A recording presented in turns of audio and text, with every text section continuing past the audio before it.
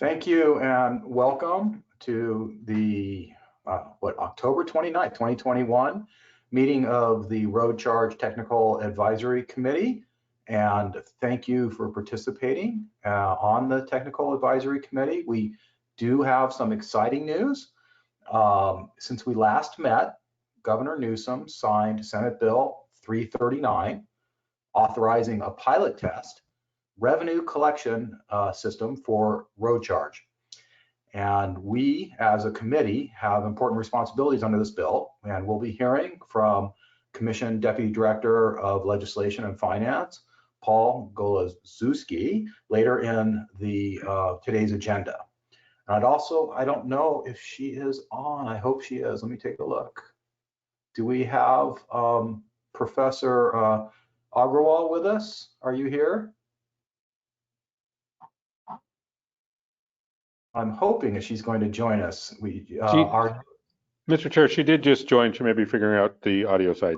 Great, wonderful. So our newest member, Professor Ashwa Agrawal, who is no stranger to this Technical Advisory Committee, having been a resource of critical thought and research on road charge issues over the years. There you are. Welcome, and thank you for joining us. For those of you who don't know her, you can always Google her and find out everything about her and her research. She's a director of the Mineta Transportation Institute's National Transportation Finance Center at San Jose State University. So thank you, Professor, for joining the team officially. I also want to thank members who will no longer be serving on the Technical Advisory Committee. Assembly Member David Chu and Richard Mark Antonio. They served on our Technical Advisory Committee for some time. Richard has had to step away in order to focus on other work commitments. And Assembly Member Chu has left the legislature to become the City of San Francisco City Attorney. And so we appreciate and recognize the work that they've put into this. And we will identify who will be replacing them and get our new members on board as soon as we can. Before we begin, we have some brief instructions regarding the webinar format and public comment, and Doug will walk us through that. Thank you, Chair. Welcome to the October 2021 Road Charge Technical Advisory Committee virtual meeting. Committee members, you should have any questions or comments. Should you have any questions or comments during the meeting, please let us know by raising your hand or otherwise get our attention on camera and wait for the chair to call on you.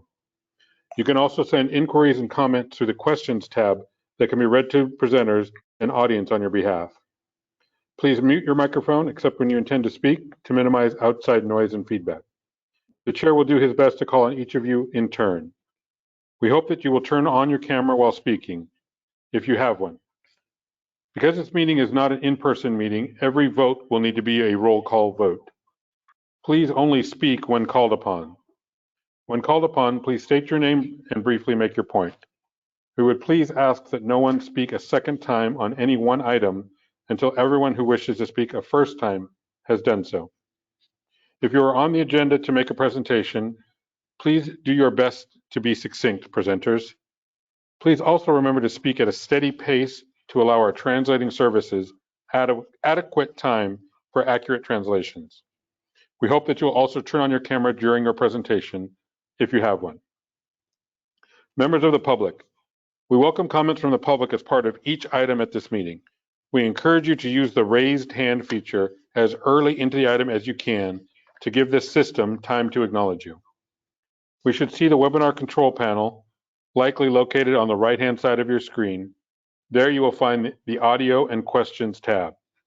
Under the audio tab, attendees will have the choice to listen via the computer or telephone option.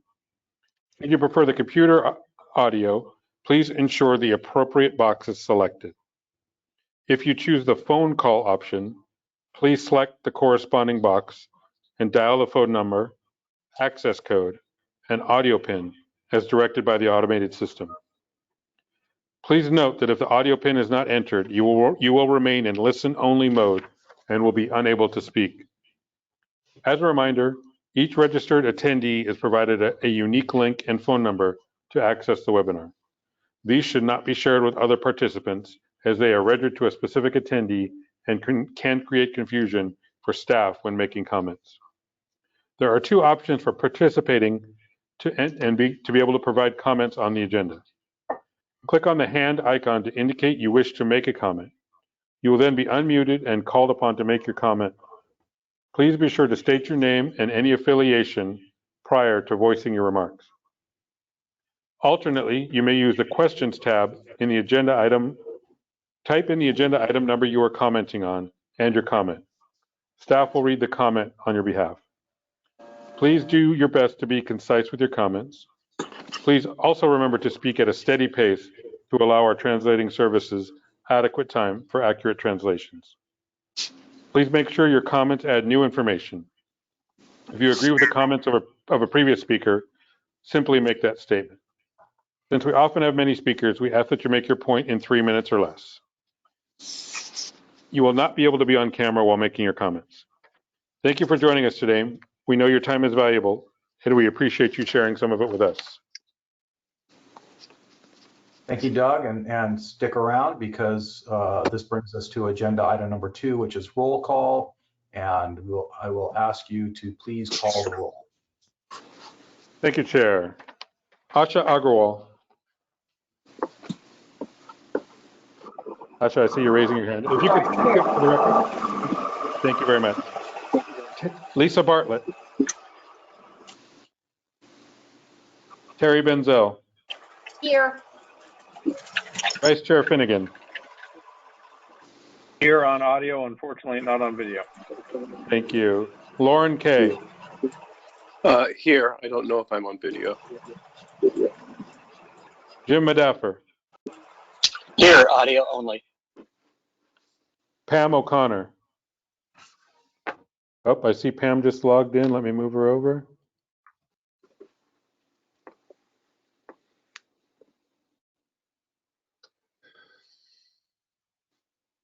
Pam O'Connor? Okay, Yep, thank you. you're welcome. Susan Ornelas.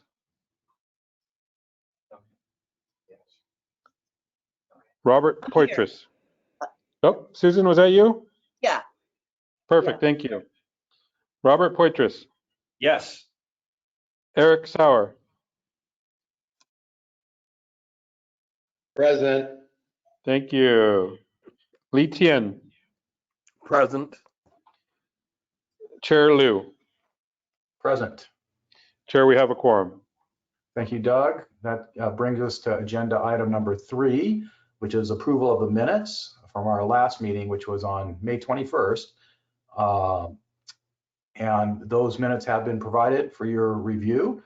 Hannah, before we go over to the approving the minutes, can you go over the action items from the last meeting, the quick status update on what's been done?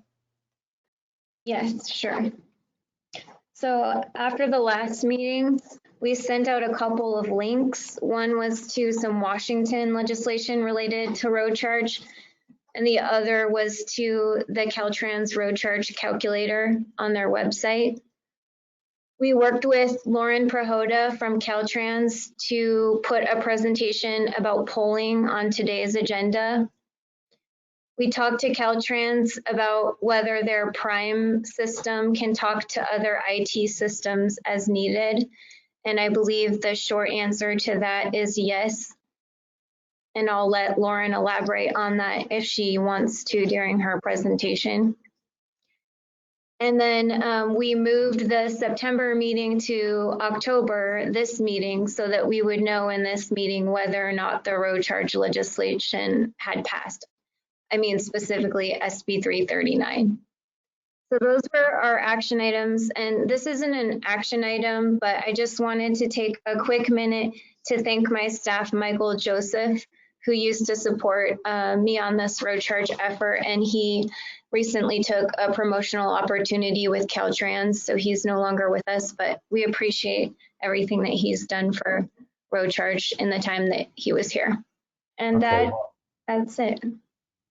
Is that it, Hannah? Yes. Well, I hope we're keeping track of how many people we steal from Caltrans and how many people Caltrans steals from us. I know. Okay, I could use a motion for approval of the minutes. This is Poitras. This is Pam, and I Pam think- will second it. Thank you, Pam, and we have Supervisor Poitras with a motion. Pam O'Connor, I keep want to call you council member or mayor or whatever it was. But we have a motion and a second. Doug, can you call the roll, please? Asha Agrawal, I approve, although I don't know if I should since I wasn't part of the last meeting. Up to you. Lisa Bartlett, Terry Benzel, Aye. Vice Chair Finnegan, Aye. Lauren Kay, Yes. Jim Madaffer, Yes. Pam O'Connor, Yes. Susan Ornelas, I'll abstain. I missed that meeting. Robert Poitras, Yes. Eric Sauer, Yes. Li Tian, Yes. Chair Liu. Yes, Chair, the motion is approved. thank you, Doug. Okay. This is Pam. Yes, Could I comment for a minute? I just wanted to respond to Asha, that my experience in Santa Monica was that if you didn't attend a meeting, but you believe that the staff could record it accurately, you should feel comfortable voting for the minutes. But again, their own decision on that. You should have some comfort level at that. Thank you for that clarification. I feel very comfortable, so approve unless someone wants me to abstain. thanks, Pam. Okay, so this brings us to agenda item number 4, which CTC Executive Director Mitch Weiss wanted to provide some comments to us, and we will turn the floor over to Mitch. Good morning, committee members. I'll be brief. We placed this item on the agenda so that I could update you on what has been staff's continuing frustration at Caltrans's unwillingness to work with us on road charge issues. This came to a head following the signing of SB 339. I won't go into the details of the fiasco that occurred, as I've since been assured by leadership at both Caltrans and CalSTA that we are resetting the relationship and will move forward in the spirit of true cooperation and partnership. I will report back to you at the next TAC meeting on how things are working and, if necessary, what the commission can do to help encourage cooperation. Thank you. Well, Mitch, I think that probably raises more questions than answers, but is there any comment or questions from any of the members of the committee? Hi, Chair. This is Steve Finnegan, if I could. Steve, and then I have Supervisor Poitras. Okay, I'm sorry.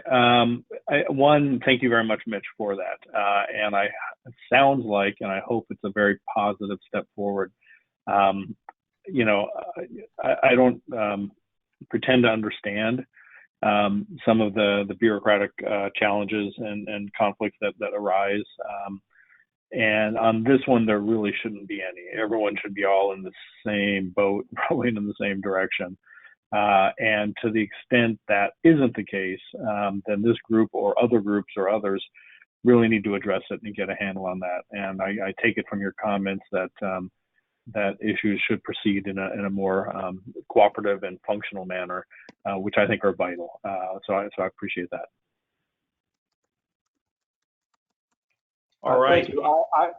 I was just going to reiterate that I am optimistic that they will. I agree we should all be moving in the same direction. There are always going to be some disagreements that we have from a policy perspective, but you know, we as staff are not the deciders, and so we need to be giving the options to policymakers who are going to be making recommendations or are making decisions, and just recognize that you know it's only natural we don't agree on every single thing. This is Li Tian with EFF, and I just, you know, you were right, Joe, because what Mitch said just like made my head explode for a moment, and I would like to, and I don't want to like make things crazy, but I would like to understand: is this a policy disagreement, or is this a personality disagreement, or is it just sort of politics? I want to understand what the nature of the inability to work together is, because it's useful as a legislative person and one who lobbies a lot. It's really useful for me to understand the motivations and incentives and what is in people's minds when problems exist. I can't, if they're just a black box, it's not very useful to me in trying to figure out where we should be going. So any more, insights? So I guess what I would say, I would hearken back to a strategic planning effort that I worked on in another department, and every problem that came up, I put it under the category of it's a management problem. So if we are not achieving results and the results that we want, then ultimately the problem is with me and the leadership at the other departments.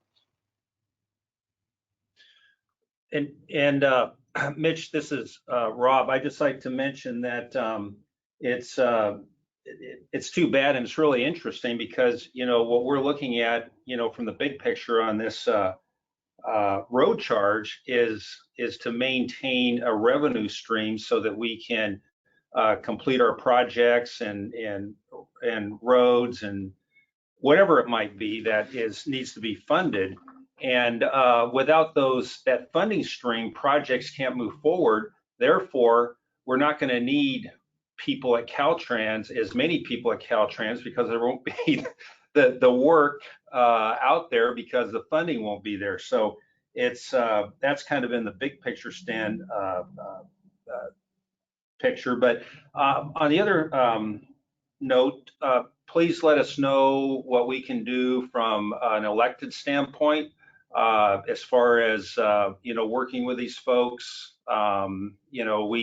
I'm in District 6 of Caltrans, and we not only work with our local directors but also the leadership at Caltrans, and we've worked quite a bit with CalSTA on certain issues. So whatever we can do on a local level. I've been here since the beginning, 2014, and so this is like we're entering, we're in the 8th year of this thing, at least for me, and I've seen the momentum moving and then kind of slowing down with the new administration, and now I see some things maybe picking up again with SB 339, but it's we really need to get some action going, and so whatever we can do, again, for myself and others that are elected that can voice or provide some encouragement, please let us know. I appreciate that. As I said, I think we've all committed to being on the same page and locking arms and working together. We all agree with what you said, Robert, that road charge is a necessary thing. And if we're not all working together, then we are going to be much less productive in this next pilot. So I think that having that actual work that has to get done, that's in statute, is really going to ensure that we're cooperating and helping to keep us focused on that. Very good. Thank you. Pam, did you want to make comments? No? Okay. Anyone else have any questions or comments for Mitch? Any members of the public, Doug? No, we do not have any public comment at this time. Okay. Well, Mitch, thank you for that update, and we look forward to hearing from you at our next meeting to see what progress has been made. That brings us to agenda item number 5, which is member reports. And we will now hear from any of our members who have something to share. Any road charge related reports that anyone has for us, please jump in at this time. Supervisor, go ahead. Mr. Chairman, yeah, thank you. There's, I didn't make any presentations regarding road charge, but I attended some meetings where road charge emerged. One of them was RCRC, which, for those who aren't familiar with it, it's the Rural Counties organization called Representing California's Rural Counties. And at the annual meeting about a month ago, the issue was brought up as something to really be aware of, that it's looks like it's moving forward. It was almost like a warning of sorts, and I think that it, more than anything, it just kind of shows the various counties and again the public in general as far as being unaware of what it is. So it just kind of shows, how once we really get going, how we really need to get the information going out there, and especially with say the county supervisors as well as city officials. Also, I attended a few CalCog meetings since the last our last time that we met, and the first one, a road charge was hardly mentioned in terms of an alternative to the gas tax. It was kind of mentioned it as one of the methods as we go more to electric cars and hybrids and things of that sort, as far as raising revenues. And I was able to speak up and just say, hey, this is more than that. We've been working on it for 7 years, 8 years. And so the next report, it was much more expanded as far as what the road charge is. But it just kind of shows again how we really need to work hard as far as getting in front of this thing as a group and so forth. So that's my report. Thank you for that update. We are going to be talking about the demonstration project and the public opinion research at our next item. So it's real important, but you have to think of, I think, public opinion among the elected leaders just as much as among the public. Anyone else have any updates for us? Okay. Doug, I assume there are no members of the public commenting on this item? No, we do not have any public comment at this time. Okay, then that brings us to item number 6, which is our Caltrans road charge demonstration evaluation update and public opinion research results.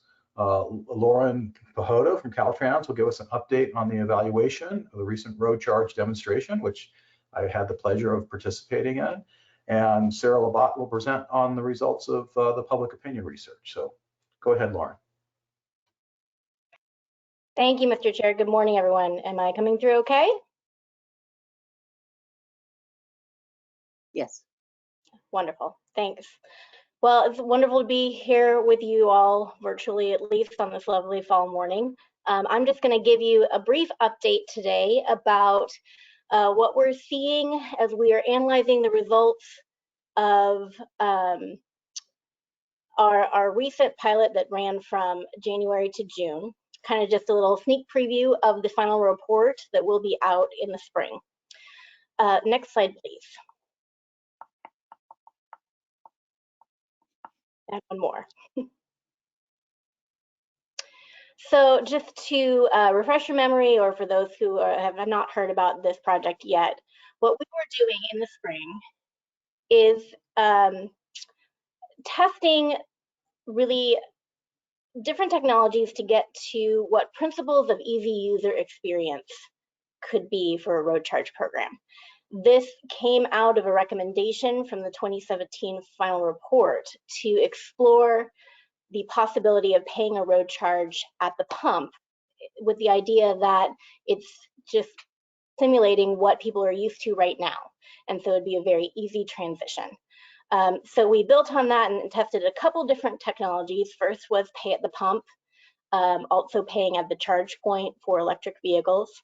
Next with usage-based insurance, then ride sharing, and then automated vehicles. So we rolled those out over the course of this spring. Not anywhere near as large of a pilot as our initial pilot, just because this is more focused on the technical aspects, but very interesting, and we've learned a lot, and we're processing through all those things. So I just want to give some highlights today about what we're seeing from these results. Next slide, please. Just a couple of quick metrics. Again, as I mentioned, much smaller than our first one, just under 100 participants. We had a couple of TAC members participate as well, which we greatly appreciated. We had some electric vehicles in there, hybrids, but mostly gas-powered vehicles.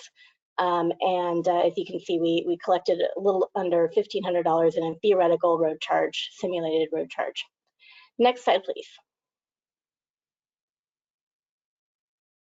So kind of the high level key takeaways that we're seeing so far from our experience is that the state could really benefit greatly from building off of existing business models.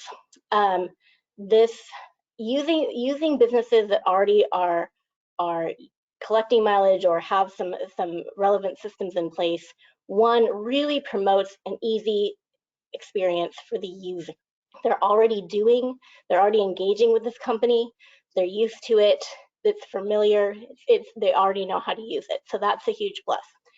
It reduces administrative burden and costs because, again, these businesses are already doing things. For example, with ride sharing, they're already tracking the mileage. So it simply becomes basically doing a basic math equation to calculate the road charge and adding it to the bill that they already provide. So it really drives down administrative costs. It also supports market entry for those that we might see coming on as commercial account managers. All of the business partners that we worked with in this pilot expressed interest in a potential future program and in participating in that in order to increase their market share. Next slide, please. So with our first phase, the pay at the pump, which inspired this whole project, I think we learned the most from this phase. You know, when I came onto this project and was approaching it, I was actually most worried about this one because in my mind, I was thinking that we had to connect some sort of technology to the fuel pump that would talk to the vehicle in order to have this communication. The vendor that we went with, Gas Buddy, we actually didn't have to do that. We had a system based on their existing debit card system that was used to pay at the pump, and it could connect with the mileage connected through the OBD2 plug-in device that we provided to participants. So it had great potential, and I think it still does in terms of, again, that easy user experience of just using, say, your Visa card, which, as we all know, is everywhere you want to be, you know, to pay at the pump and not even think about it in an ongoing manner. That being said, there's still work to do, I think, on this because at least the technology that we worked in this particular pilot, they did not have mileage collection already built in as part of their business model. So getting those two pieces together was a little bit bumpy at times. So there's still some work to do, I think, on this concept if it would fully support a road charge, but a lot of good things that we learned from it. Next slide, please. Similarly, with paying at the charge point for electric vehicles, this worked pretty well, but again, we need to make more connection between the touch point of the payment system and the collection of the mileage. So there is a lot of potential there, but there's still some things that would need to be figured out in terms of how the user connects to the system, the charge point system, and any kind of at-home plug-in sessions and things like that, and how the mileage is calculated. So some things to be thoughtful still on this technology front. Next slide, please. So usage-based insurance or pay-as-you-go insurance, this phase worked really well. The nice thing about the method that was used, participants took a photo of their dashboard once a month and uploaded it to the system. Our partner Mile Auto has an extensive database of images of all dashboards in order to, it's as a fraud prevention device.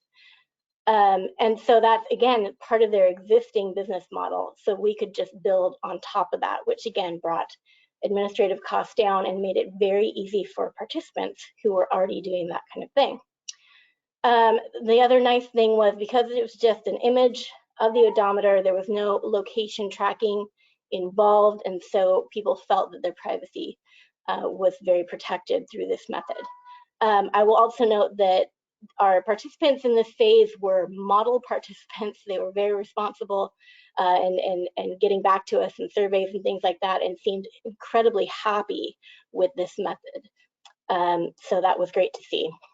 Next slide, please. Our third phase was ride sharing. We partnered with VIA, which provides transit services to the city of West Sacramento. And this phase, again, already collecting mileage, so very easy to build off of. And you know, I went through all of these 3 phases that had participants and tested them all, pushed them all, wanted to see how I could break them, things like that.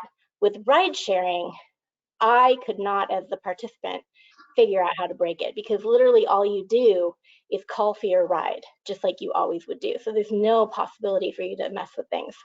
I was really excited about this. I was thinking, and this really is something that's as easy as paying at the pump. This is a great solution. This is so workable. I was really thrilled about it. And then I asked my parents to sign up. And that was a little bit more of a bumpy experience, onboarding them to an app and all those things. I had to be very hands-on. There were some tense moments of, why can't we just have a phone number to call and things like that. And so it reminded me that the importance of options, of people, not only options on the privacy front, but options along technology ranges of people who are comfortable with different levels of technology. But this one worked really well and we were really pleased with it. But this phase in particular, I think, raised some interesting policy questions that I think would be very valuable for the TAC to potentially consider and weigh in on and give us their thoughts. Basically around how the rates play out in this scenario. So should the rates vary for ride-sharing vehicles when they're in standby, when they're in business mode or in personal modes?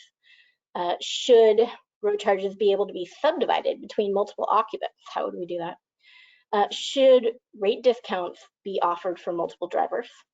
And who pays the road charge for private owned rideshare vehicles in an Uber situation? Is it the driver? Is it the company? Or is it the rider who's causing the demand for that ride? And then all of those questions, you know, are there impacts on those fronts to traditional taxi companies as well? So these are things that we would love to hear from the TAC on. If you have recommendations on these policy questions, that would be very helpful. Next slide, please. Our last phase didn't have any participants, but we tested how we could connect or collect mileage from automated vehicles. And this is the first pilot where we have collected road charge data from a level 4 automated vehicle. And we were able to get a lot of data, far beyond what you need for just a road charge. The company that we partnered with, EasyMile, was very happy to share their data with us, and we could learn a lot from that. Now, I will offer an interesting counterpoint in that Ruck West is also just wrapping up an AV pilot. And in that project, the AV companies were actually very sensitive about the data that they shared. So it varies across company about how eager they are to connect and anything like that. But we were fortunate in our partner that they were very open to sharing information with us. We ran this information through our systems and it worked very well. Next slide, please. Lastly, I just wanted to touch on the system we developed to run the administration of this project, which we're calling Prime. And this is a cloud-based database system. It's hosted by Snowflake. And one of the great things about this is, you know, this project was focused on easy user experience. And that tends to be, you know, we think about the taxpayer in that situation. But we also want to think about an easy user experience for potential account managers. If the administrative process is too burdensome for businesses to adapt to in a road charge system, we're not going to get those account managers coming to us. So we do want to look at the experience of the account manager and how they engage with our system to make sure that that can be easy too. And the nice thing about Prime and in this demonstration was our business partners didn't have to adjust anything to fit into the system. We just basically laid out, hey, these are the points of data that we need, and you can send them to us in any format that you have. So it didn't require a whole remake of their systems, which was very helpful to them and eased their participation in this. So, Prime we've built it to explore a lot of different possibilities. One is the inclusion of other sorts of data that could be used to inform decisions on transportation planning, traffic operations, and things like that. So there's a lot there that I think I've discussed with Hannah, possibly at our next TAC meeting, or we could give a full presentation on all the things that Prime can potentially do. I think it's good for us to explore the possibilities of what we can do in this data so we understand what's out there to do, and that way we can be informed in making good policy decisions about what we should do. The other thing that Prime can potentially do is support interoperability between states. We're currently building that out a bit, but that obviously moving forward will be a key thing we need to figure out as well. So that's kind of the brief preview of the final report. I hope you found it interesting. And before I move on to introducing our next speaker with some really interesting polling results for you all, I'd love to open up for questions.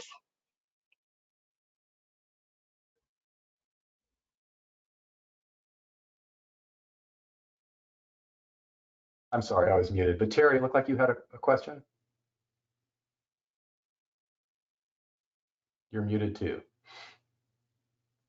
As we all go jumping for our mute buttons. If there are no questions, I'll jump in real quick.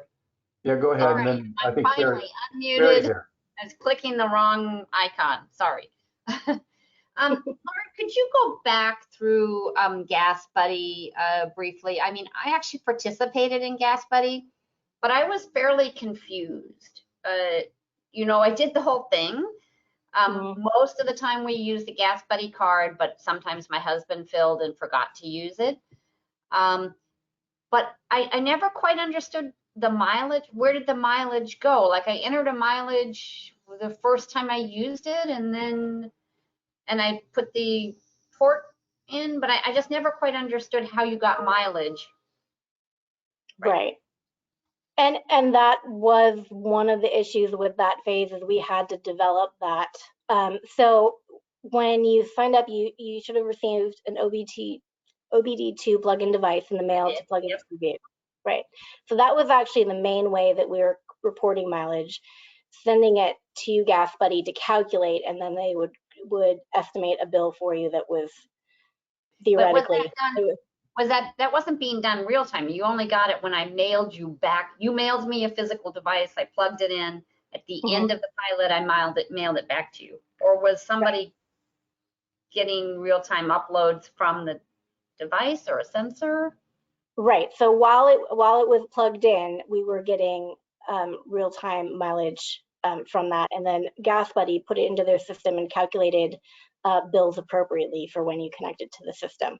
What we also did, Gas Buddy has an existing app that does track mileage to a certain extent. So we did kind of a mini study within this phase to compare the results of the app to the data that was collected from the plug-in device. I think there's been a lot of questions out there about how reliable apps can sometimes be.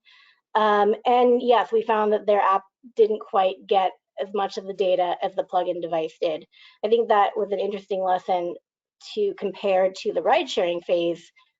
With the ride-sharing, you have to have your phone with you in order to get the service. If you don't, then you won't get that service. So there's a greater reliability with that app because you have to have it. You can't just forget your cell phone at home and miss those miles.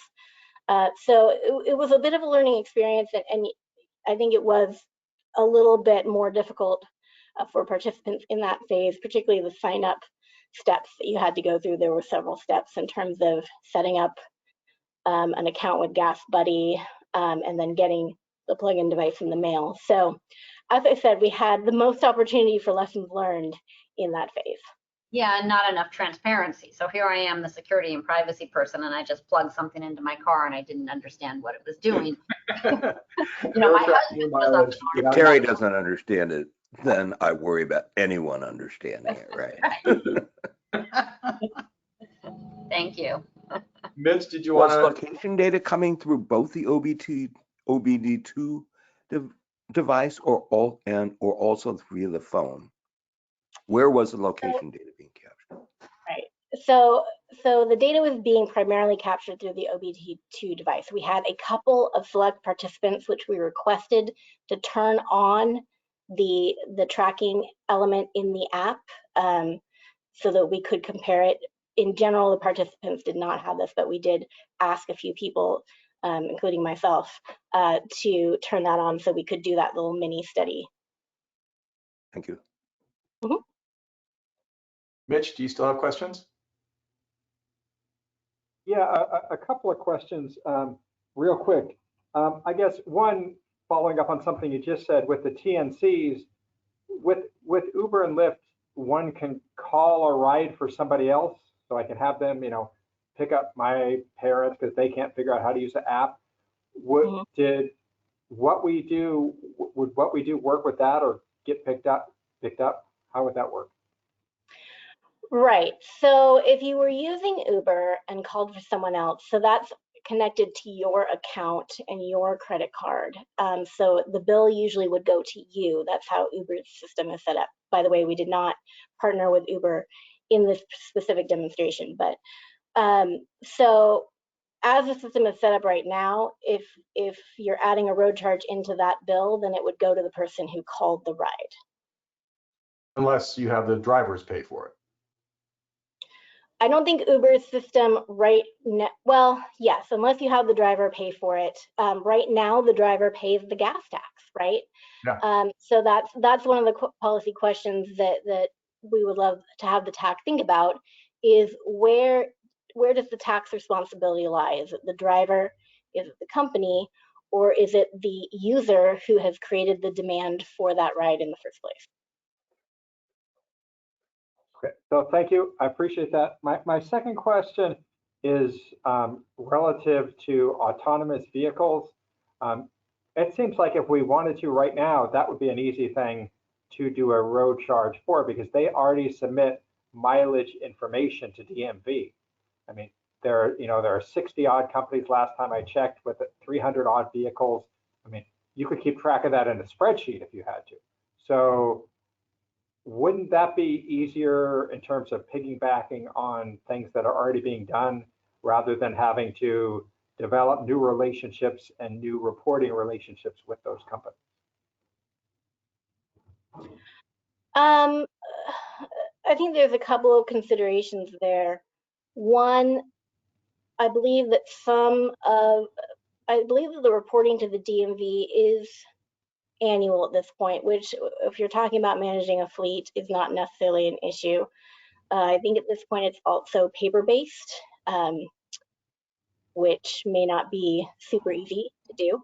But in terms of reporting and would it be easy to do, I think that there's another privacy issue here for these emerging firms in terms of reporting some of their data to a road charge system, that they get concerned about having their data shared in a way that competitors could learn about. I think it's an important point to discuss further with them. So it's possible, again, as you know, it's a small number, and so I don't know that there'd be a huge difference in revenue or anything like that, but it's always something, there's always interesting possibilities to explore in a lot of different ways that we could approach this. Yeah, it seems like if we were going to start in doing something on an actual basis, there's already reporting there, so you wouldn't have to do anything new. I mean, it's so few companies. I mean, I was a kid, I helped my dad with his accounting system, and back in the day when you did everything by hand, and he had way more customers than 60. So I'm pretty sure that we could figure out how to do it in a way that wasn't particularly burdensome. but I agree that there are issues with the companies. We've had conversations with a number of them. Part of their concern was the view of, all of us as the state and some parts of the state not letting them generate revenue. Well, that's transitioning, so maybe there's an opportunity for some more conversations about that. So thank you. Great. Does anyone else have any questions or comments? Hi, Chair Steve Finnegan. Just a quick. I'm sorry, just a quick comment or question. First of all, Lauren, thank you very much for this information. And maybe I missed this at the beginning of your presentation, but this pilot is done at this point, and it's just an opportunity to review information, or is there a continuation, and what is next? And I really like the fact that you talked about getting in depth more with the tech. Yeah, absolutely. So the live portion of this pilot ran from January through June. That's when we collected the data and we had the input of participants. So that has been closed out now. We're in the process of analyzing the results, getting these key takeaways, thinking through recommendations, things like that.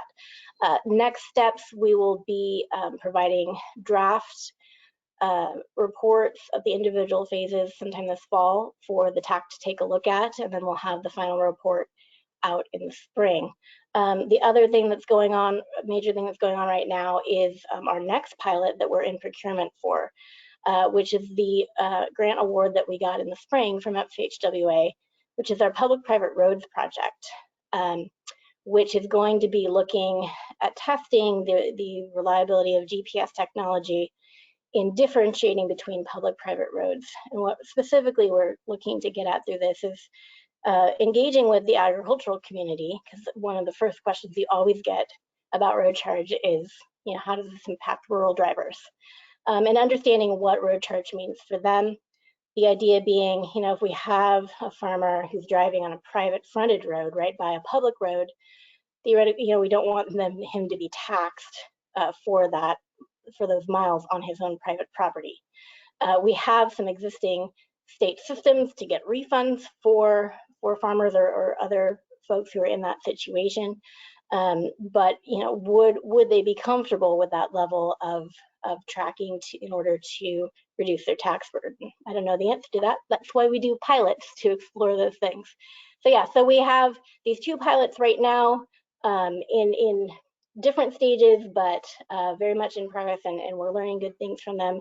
And then of course now we'll be looking to move forward on SB 339 as well. Eric, I think you were trying to get a question in. Do you still have it? Yeah, just a couple of things. Lauren, I appreciate the comments on, you referenced it a couple times on the administration portion of a road charge program and kind of highlighting the concerns on that. For us as the industry, that obviously is a huge concern for us. There's been studies or reports out there that, the basic type of program that's out there or been talked about is looking at possibly a 12% administrative cost on top of it, but also the more complex you build the system out, the higher the administrative cost becomes. I like to call it the Cadillac version of it. Just things to keep in mind, as we move forward on making sure that that doesn't throw a wrench into what we're trying to do in California, since we have such a sheer volume of folks that would be subject to a road charge. Just being mindful of that, but I do appreciate the information, and thanks for bringing that up. Yeah, administrative costs is obviously a key factor, and I think one of the big things that has settled in my mind from this project is just how great it is to build off things that are already there. It saves us so much. For example, we just got a really interesting fact out of Hawaii and their pilot that they've been doing. Hawaii actually has an annual safety inspection that they already require. And as part of that inspection, the uridometer is read. So one of their options for mileage collection was just to do that third-party odometer read. We did the same thing in our initial pilot, but we had a pretty low take-up on that because it's not something that we currently do. But we had the vast majority of participants choose the high technology option. Well, in Hawaii, they had 87% of people choose that odometer read because they were already doing it. So again, easy user experience, building on something that people are already doing. Because their system was already in place, the administrative cost in addition for a road charge was only like 1 to 2%, which is very comparative to the admin cost of the gas tax, which is incredibly low compared to other government programs such as, collecting vehicle registration and things like that. So we're seeing just a lot of possibility in keeping costs down when we think about building off existing models, whether it's high technology or low technology. Doesn't everybody have to go in for a smog check in California? Not everyone, and it's every 2 years. Yeah, so. No, and yeah, and it's also, I'm sorry, it's also not for the first 8 years of a new car. Yeah, it depends on the year of the car and how often, and right. I see. But for those, for those states that do have an annual safety inspection, I think parts of Virginia do and Hawaii does, that's just a natural thing that they can potentially build off of. Yeah, all they'd have to do is take a picture of the odometer.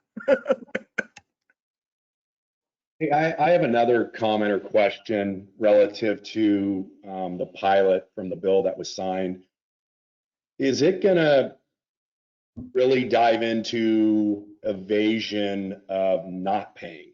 So for us, I've been saying it and beating the drum for a while, the out-of-state competition, the evasion of, being subject to this and not paying it, and then how do we recapture that as a state? I'm just throwing it out there. I'm just wondering, and I know that we'll probably have a bigger discussion on the pilot, and maybe we'll talk about that, but that's just something I want this group to be mindful of. Yeah, that's an interesting point. It's not one of the particular directions in the actual language of the bill, but it's something that we could potentially explore. Great. Any other questions or comments? One quick comment. This is Lee with the FF, and sort of the counterpoint on that is there are almost always privacy trade-offs. When you are starting to go after scofflaws, a lot of times it means you need to get more information. And one of the big questions then is it really worth it in terms of revenue to go after people, or in terms of lost trust, if in order to find a small amount of cheating and fraud, you have to radically make everyone do a lot more reporting of some sort. So. Yes, trade-offs are always there, and Lee, we always appreciate your insight into how we should balance those trade-offs. It's one of the reasons why I think it'd be very useful for us to give a more in-depth presentation on crime to the TAC. We don't have time for it today, but I especially would love to get Lee and Terry's input on how this data is collected and how it's used, and what their thoughts are on that. Cool. Thanks. Supervisor Poitras, did you have a comment or question? No, not at this time. Thank you. Wonderful. I participated in the odometer part of the demonstration project, and I thought it went fine and well. I think one of the reasons you had very responsible people is because you pestered them if they didn't respond right away. And I know that was I mean, it was effective. It was a little annoying, but effective. And the bump in the road that I came to is I was out of town one time without my vehicle, and I couldn't take a picture of the odometer because I was out of town. I was going to be out of town for a few days. So I think I just took a screenshot of the app from the vehicle showing the odometer reading, and you guys accepted it. So that was kind of an interesting little twist on it, because if I didn't, I knew I was going to get pestered endlessly without for not sending you the photo. But I do like, I think you're right in that conclusion that options are a good idea. And, you know, the average person might well be fine taking a monthly or annual photo of their odometer. And then you have some way of doing enforcement to making sure there's no scofflaws or cheating on that. And then I think of someone like Jay Leno, who has about 200 cars and 200 motorcycles at his warehouse of vehicles. And I thought, you know, there's no way he's going to want to have to pay somebody to do odometer pictures every month of every one of those vehicles. So maybe there needs to be an option, the Jay Leno option, which is like an annual fee of some sort, which I'm sure, you know, money's no object, so he'd be happy to pay that rather than having to go through the problem of doing 400 odometer pictures every month or every year. And then I was thinking, you know, that the farmer situation or the why me situation, where people drive outside of California or they drive on off-road, you know, circumstances. And maybe that one we have no option but to do something a little more intrusive in terms of onboard diagnostics and data collection to make sure that they're treated fairly. So, I mean, I was just thinking this through, and those options kind of made sense based off what I saw in your presentation and through my own personal experience. Don't we still have this is Lee again, don't we still have the all-you-can-eat options? You know, like the monthly, the idea of buying a monthly pass or a yearly pass? Because that's we talked about that a lot several years ago. I think that's kind of what I would call the Leno option, right? Okay.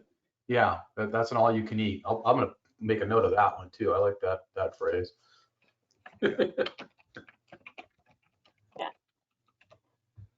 All right. Well, yeah. If there are no more questions, I'll go ahead and introduce our next presenter, who is Sarah Lablatte from EMC Research, and she's going to be walking through the results of some of the polling that we've been doing in California over the course of the last year. Sarah has been around California, the road charge research for a while. She was involved in our first pilot as well. So she knows a lot, and she's gonna tell you herself about some of the interesting things we're seeing. Some things I think are not new, not surprises, but I think there's also things to think about, but also hopefully a positive path ahead. So with that, I will hand it over to Sarah. Great. Thank you so much, Lauren. Hopefully everybody can hear me okay. Good morning, everyone. Thank you for having me, Sarah Lablatte. I'm a principal with EMC Research.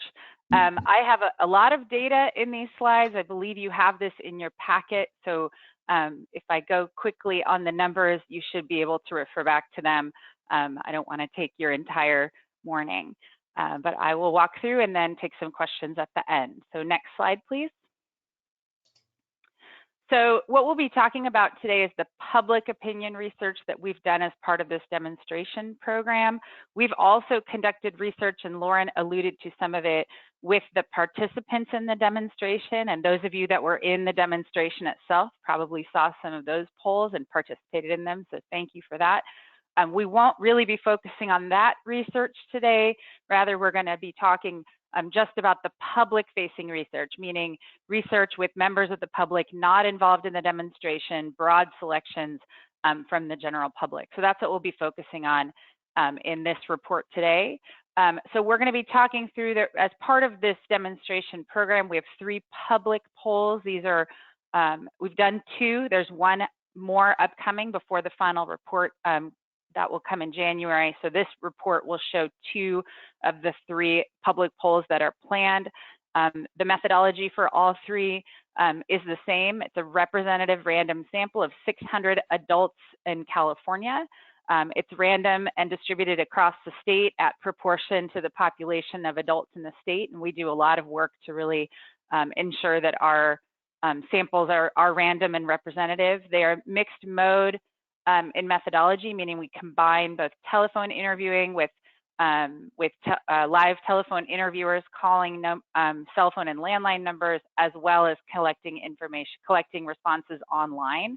We find that mixing those two modes really help us to get a robust sample and ensure that we're getting participation from across the demographic range. We did the interviews in all modes in English and Spanish for those public polls. And so as we look at the poll results in this deck, the charts that you'll see, they all have a margin of error of about 3.9 percentage points. So as you look at any number, sort of think that sort of rule of thumb, easy way to think of it is think of a little bar around each number, about 4 points plus or minus. If we could talk to every single person in California, we think the result would lie roughly within that range. So as we look through the results here, you can kind of keep that 4-point margin in mind. We also conducted 12 focus groups. All of them were done in early 2021. These were all done online, which was a mix of necessity due to the pandemic, but also something that we've done a lot of online focus groups even prior to the pandemic, and because of the geographic distribution of the participants, it actually was, it made it a lot simpler for people to participate, especially for the groups that were focused in rural or more spread out communities.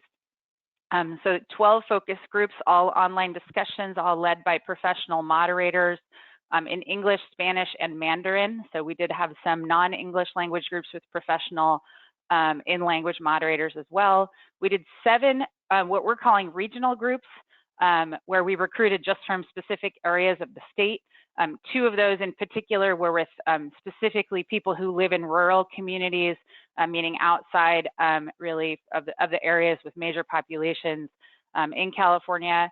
And then the other 5 were kind of distributed through the major population centers of California in terms of the pool we recruited from. And then we also had the 2 in-language groups, which were representing statewide, and then 3 targeted groups with specific populations, again, sort of pulled from a statewide population. One was super commuters, so people who were, or pre-pandemic, were commuting very long distances. Some of them were current and some of them weren't commuting at the time, but we sort of talked about that frame. One with EV drivers, and then one with TNC drivers, to really speak and hear from those communities specifically. I do want to, before we go on, remind you or tell you that focus groups are by nature qualitative research, so they're not designed to be representative or projectable in the way the polling research is. So as we go through these slides, I'll point out where I'm calling out focus group discussion findings. The slides look a little bit different, so that as you go through and as we look at the focus group slides, you know, those are, think of those as sort of adding dimension and some of the evidence from those conversations, but they're sort of used differently than the quantitative research from the polling. Next slide, please.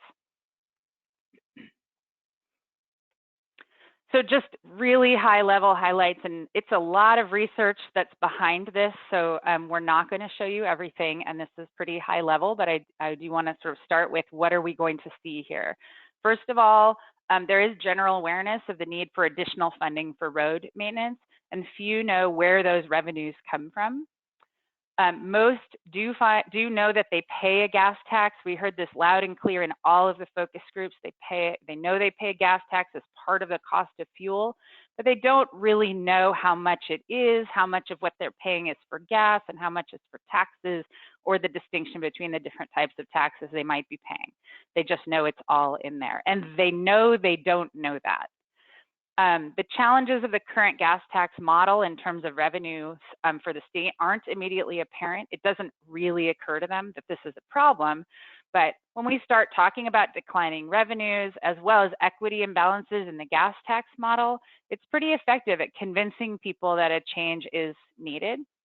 But then when we present the road charge concept, it's not initially perceived as a better model than the gas tax model.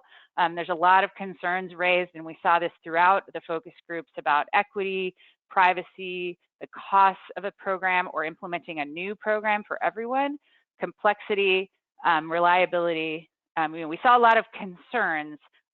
Most of them were the kinds of things that can be brought along with education.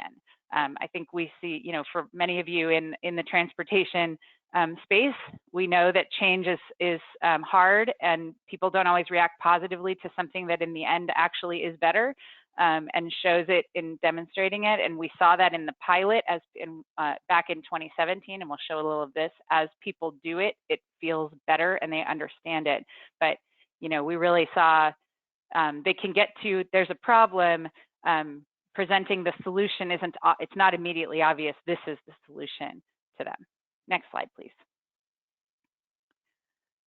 So starting to look through the charts here. So any chart page you see is all from the public polling, and down in the lower left, you can see the polls that it came from. And I know there's a lot of data here, but first of all, a majority of Californians feel the state's roads and highways are in only fair or poor condition. I'm sure this is not news to most of you, and some of the polling that was done even before we got involved certainly showed this, that there's a general perception that the condition of the roads and highways, the freeways, both in their areas, isn't particularly positive, where the blue is the positive here and the orange on the right is the negative. Next slide, please. And we also see that there's a pretty broad need, awareness of the need for additional funding for road and freeway maintenance. The most recent survey, which was in April 2021, we see 32% saying they think that there's a great need for additional funding, and 38% saying that there's some need for additional funding. So we do see a majority, really 2/3 of Californians saying, yes, they believe there's a need for additional funding for repairing and maintaining roads and freeways in California. Next slide, please. So here we sort of show some of the highlights from the focus groups. The top right is not an actual image, but just something we wanted to denote an icon so you know you're looking here at focus group highlights. You know, some of the discussion around the issue environment, they were highly aware, or they were not very aware about sort of where does road maintenance funding come from? What exactly does the gas tax go to? Is that what the gas tax goes to? They sort of know they pay it. They don't really know that that's where a significant amount of that money goes. They talked a lot about the cost burden of road maintenance should be shared by everyone.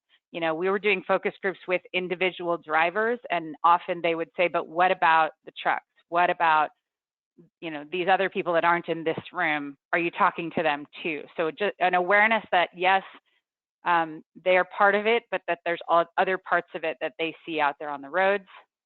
While many agreed in principle that those who drive more should pay more towards road maintenance, they were worried about the impact on people with long commutes in particular.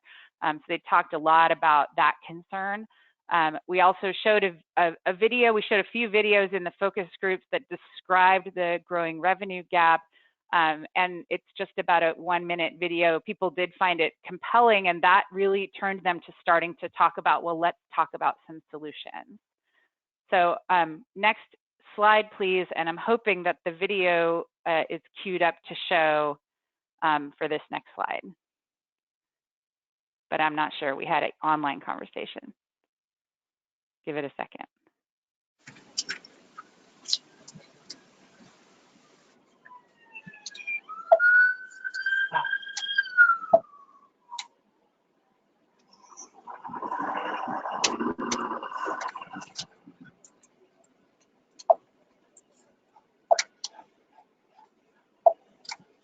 I'm not sure who's controlling the screen, but I'm guessing this means we're not going to be able to view the video here. Sorry, we'd embedded it in the PowerPoint, but I guess there wasn't the ability to show it in the PowerPoint. So probably we just need to go back to the slide deck. Yeah, I'm trying to get it loaded, but it doesn't seem to want to. Give me one more second. Yeah, there have certainly been some very interesting noises while this has been trying. Yeah, that's not me. I'm clearly not driving here in my dining room.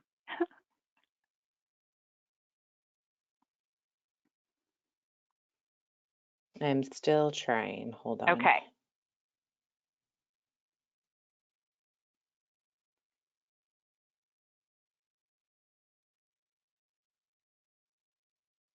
If we can't get the video to play here, it's a link available on the Road Charge page, and we'll make sure that gets distributed around. Short little video. Hopefully we can get it to go.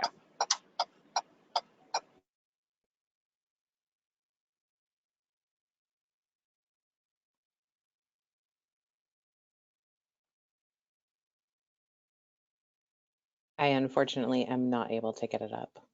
Okay, that's fine. If you can go back to the slides and the next slide after this, we'll keep going.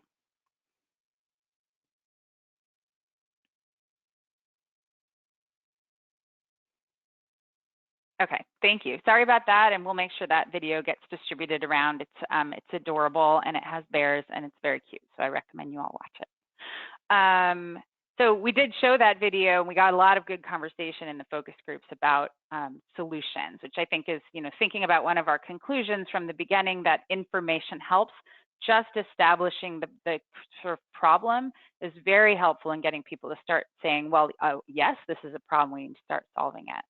So going back to the poll results, this is, have you heard anything about a road charge for California?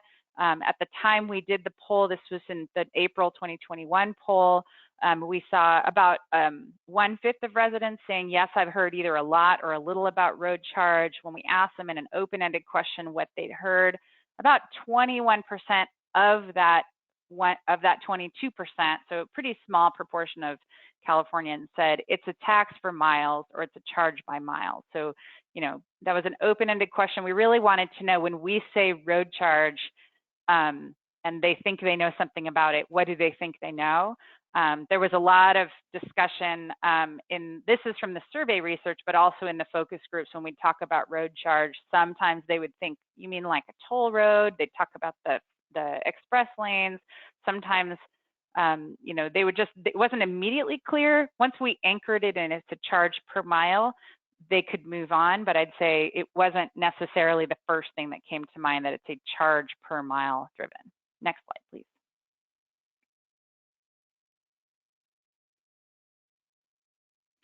So then for everyone in the surveys, we educated them a short statement there in the gray near the top. As you may know, a road charge is a per mile charge for driving on public roads.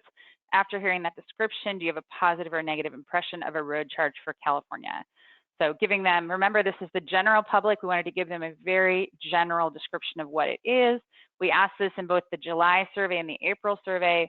I do want to note there hasn't really been a public education campaign about this, so we didn't expect to see a change in these numbers. That's not what we're trying to measure. We just wanted to show both since we've asked it twice. And you see in the April survey, about 20% react positively to the general concept of the road charge. You see 3/4 reacting negatively. Remember, we haven't told them anything about what it's replacing or where it's going. We're just saying it's charging for driving. So we wouldn't expect the initial reaction to that very neutral description to really be a particularly positive reaction. Next slide, please. Then we educate them a little, again, in the gray box at the top, about what is the road charge for. So we said currently much of the money for repairing and maintaining California's roads and freeways comes from the state gas tax, which the state is considering replacing with a road charge instead. The gas tax is based on the number of gallons of fuel purchased, while a road charge is based on the number of miles driven. Nobody would pay both, since the road charge would replace the gas tax. So after giving them that description, we see the impression of the road charge there on the right goes up a little bit to 29. Remember on the prior slide, it was about 21. So a little bit of an increase in the favorable opinion, a little bit of a decrease in the negative opinion. I'd say, as somebody who has about 20 years of experience asking people if they like or don't like being charged for things, this wasn't a particular surprise. That, while we focus on the mechanism of the charge, as opposed to the benefits and the solutions that it presents, I wouldn't ever expect necessarily an overwhelmingly positive reaction, but to me, just a little bit of education about what is it for and that it would replace the gas tax is helpful. It shows that people can change their minds and that there's some flexibility in their opinion on this. Next slide, please.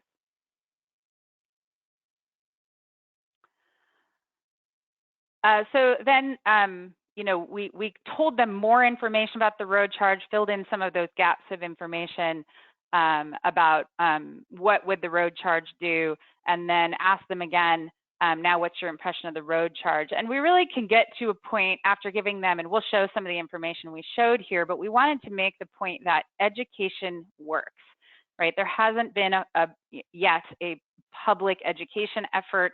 This is not a ballot question at this point. So really, we're looking for evidence that people can come on board with this with more information about the program. And we see here, just in giving them some information about the program, we see the positive impression rise from 31% to 47%, the negative drop down to 50%. So about a 16-point positive shift in opinion. And you know, to us, this is a very positive sign that people aren't fixed in their opinions. They really, this is for most of them the first time they're hearing about it. And so they're certainly need more information to be on board with the concept. Next slide, please.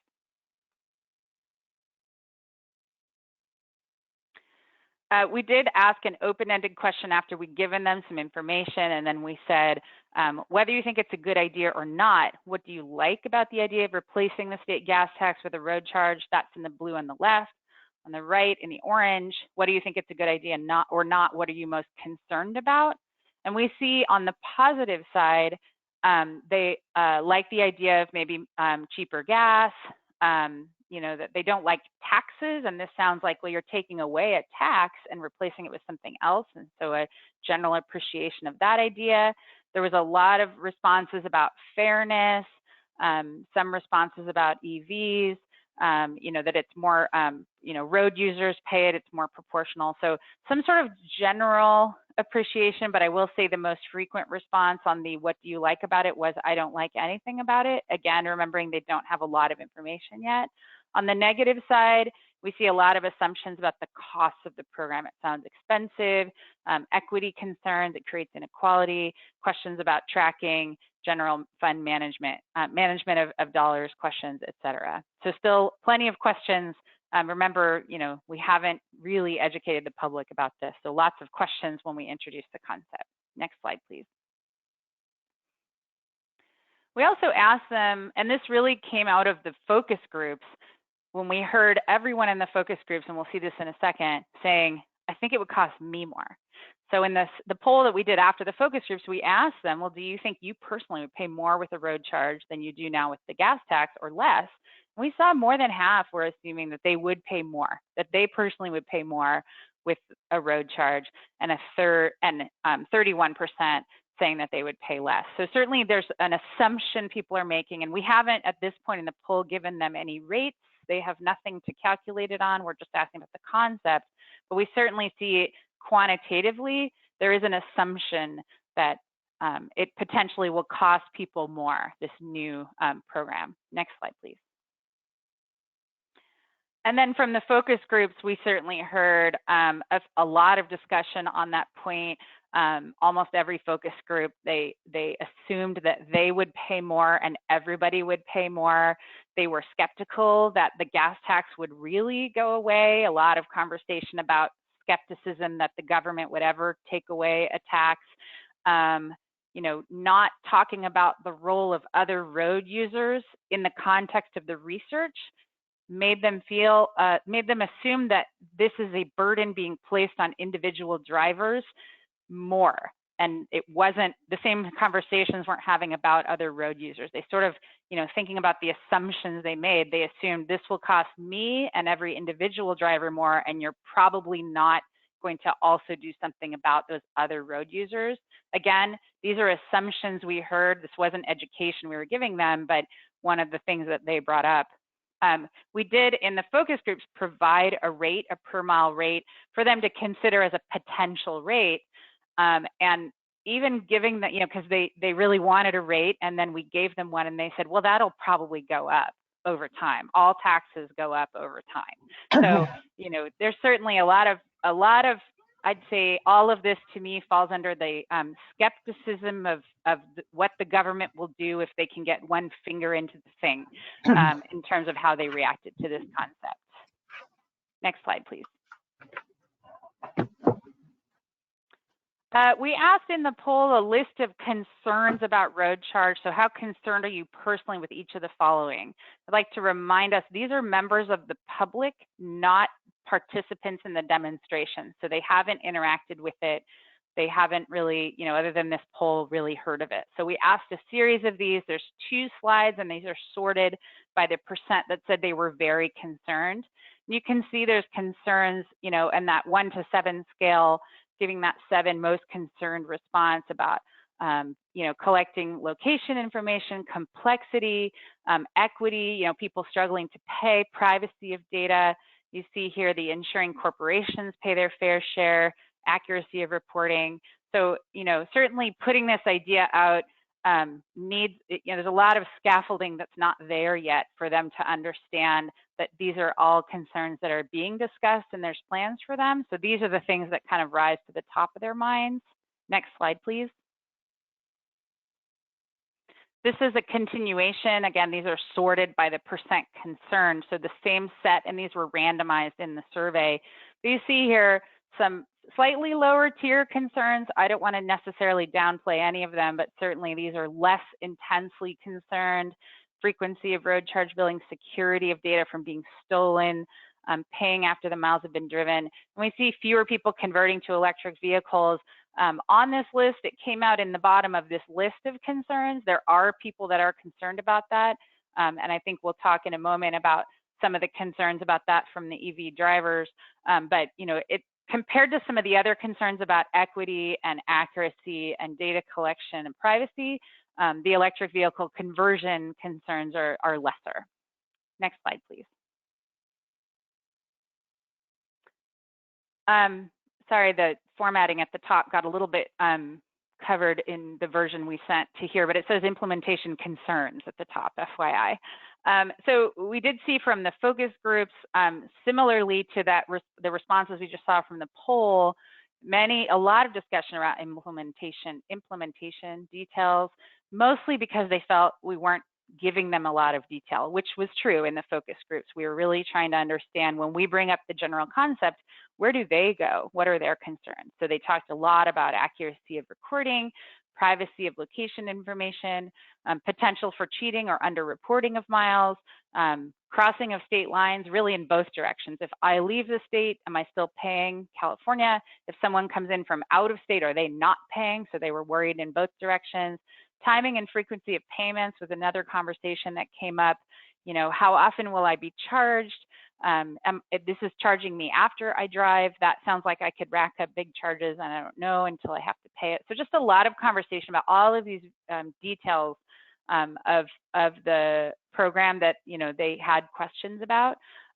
They also were not confident in the ability of the state to implement this program smoothly.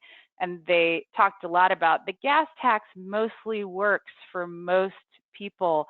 Why can't we leave it in place and just address the people who aren't being charged it because of the types of cars they drive?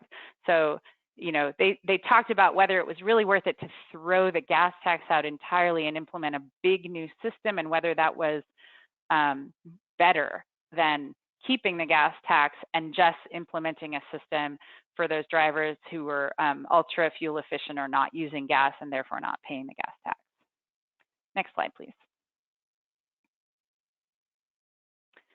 I did want to bring up just one slide from back in 2017, as many of you I'm sure were involved in. There was the pilot program before the demonstration program. That was a much larger group of participants, about 5,000 participants in that 2017 pilot program. One thing we learned in that pilot program, and I do, the participants in the pilot were drawn from all over the state and were recruited to fill a range of demographics. So they weren't, I don't think they were a perfect representation of state drivers, but they certainly were a diverse representation of state drivers. And we found during the course of the pilot, which I think this was over the course of about a year and a half, as they participated, their satisfaction with the program increased. So we saw them get more confident in the program as they moved through it, right? So I was a participant in the pilot, so I got to kind of see how it looked from that side too. And, as you plugged your thing in and then you went about your day, and it was fairly low touch in that pilot implementation. And, to me, this is a piece of evidence that even though any idea might be initially met with some skepticism about whether it's possible or better, we do see that with getting, implementation, we do see those concerns sort of decrease over time. Next slide, please. We also asked, back to this polling for the demonstration, with the public, questions specifically focused on fairness. We asked, would you say that paying for road and freeway maintenance and repair based on the miles you drive is more fair or less fair than paying based on the amount of gas you buy? So trying to understand which do they think is a more fair option. We see in both of these polls, and again, there was no public education done in between them, so we would expect them to come out, about the same. And we see it's about a third saying based on the miles is more fair, about a half saying based on miles you drive is less fair. So sort of testing that question of sticking with what we have versus doing something new just on the fairness question. Next slide, please.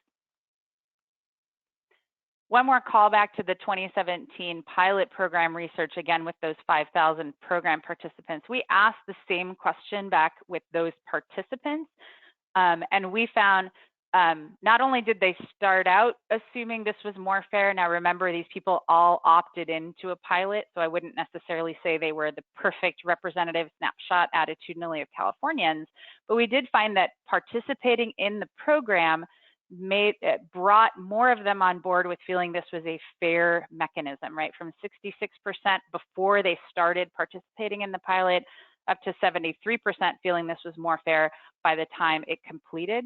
So just wanted to throw this out there as some evidence that as people start to actually do the thing, they'll start to understand a little bit more and maybe feel more comfortable with the mechanism. Next slide, please. This is Lee. Could I ask you a quick question, Sarah? That's okay with me if it's okay with the chair. Yeah, okay, sure. Do you have a sense of what, when they are responding on the fairness question, what do they mean? I mean, we use a word, we might say fair, and all of them have some idea of what it means.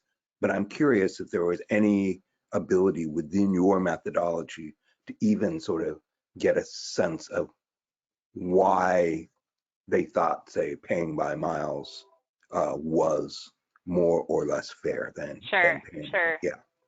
Yeah, so in the survey, because of the survey constraints, it's a fixed question. But in the focus groups, we talked a lot about the fairness, and we'll talk in a few slides about some more of this. But I would say when we asked that question, well, what does fair mean?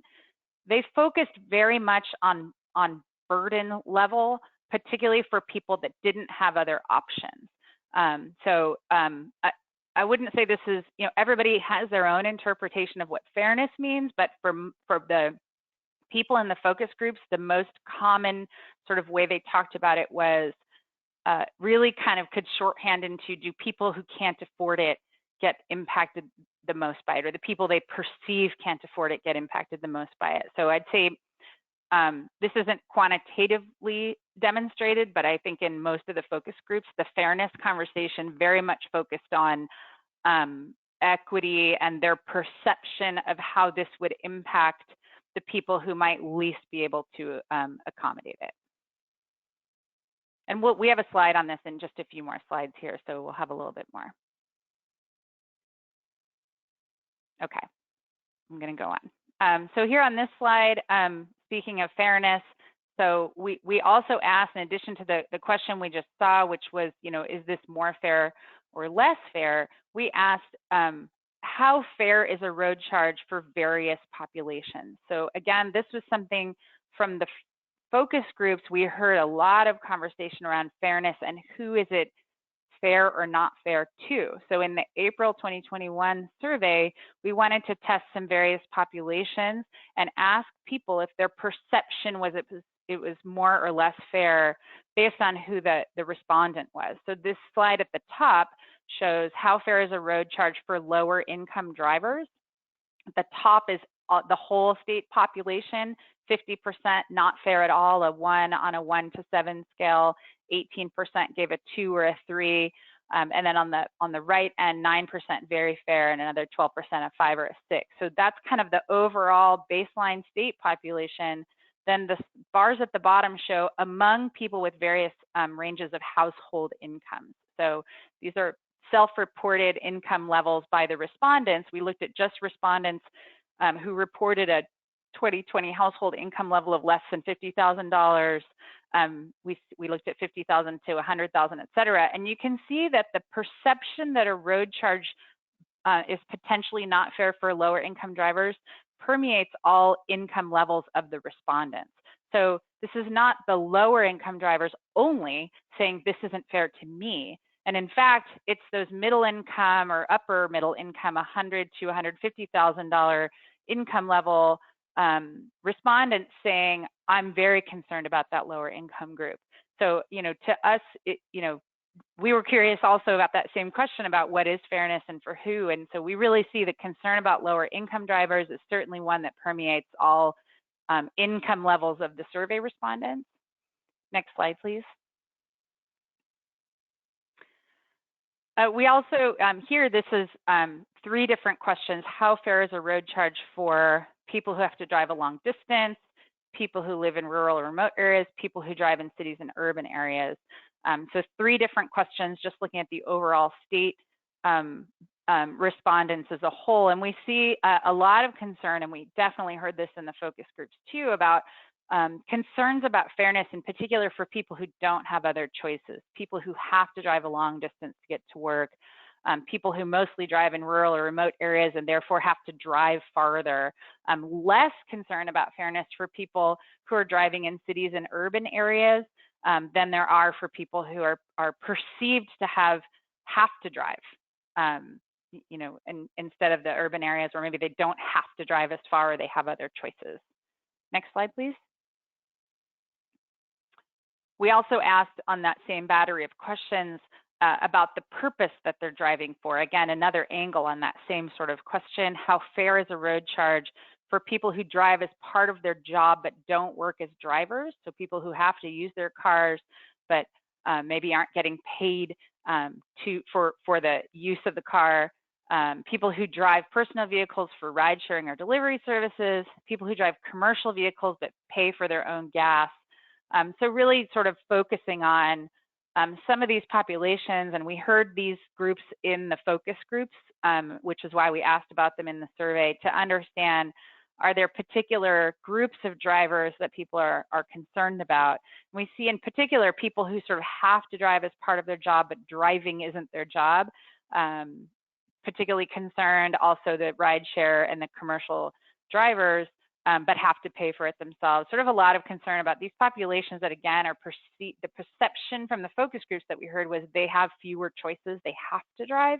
And so the perception of fairness for those populations. Next slide, please. So, also to this question, from the focus group discussions, we heard a lot. We spent a lot of the time in the focus groups because the participants were very interested in talking about this topic, fairness and equity of distribution of costs.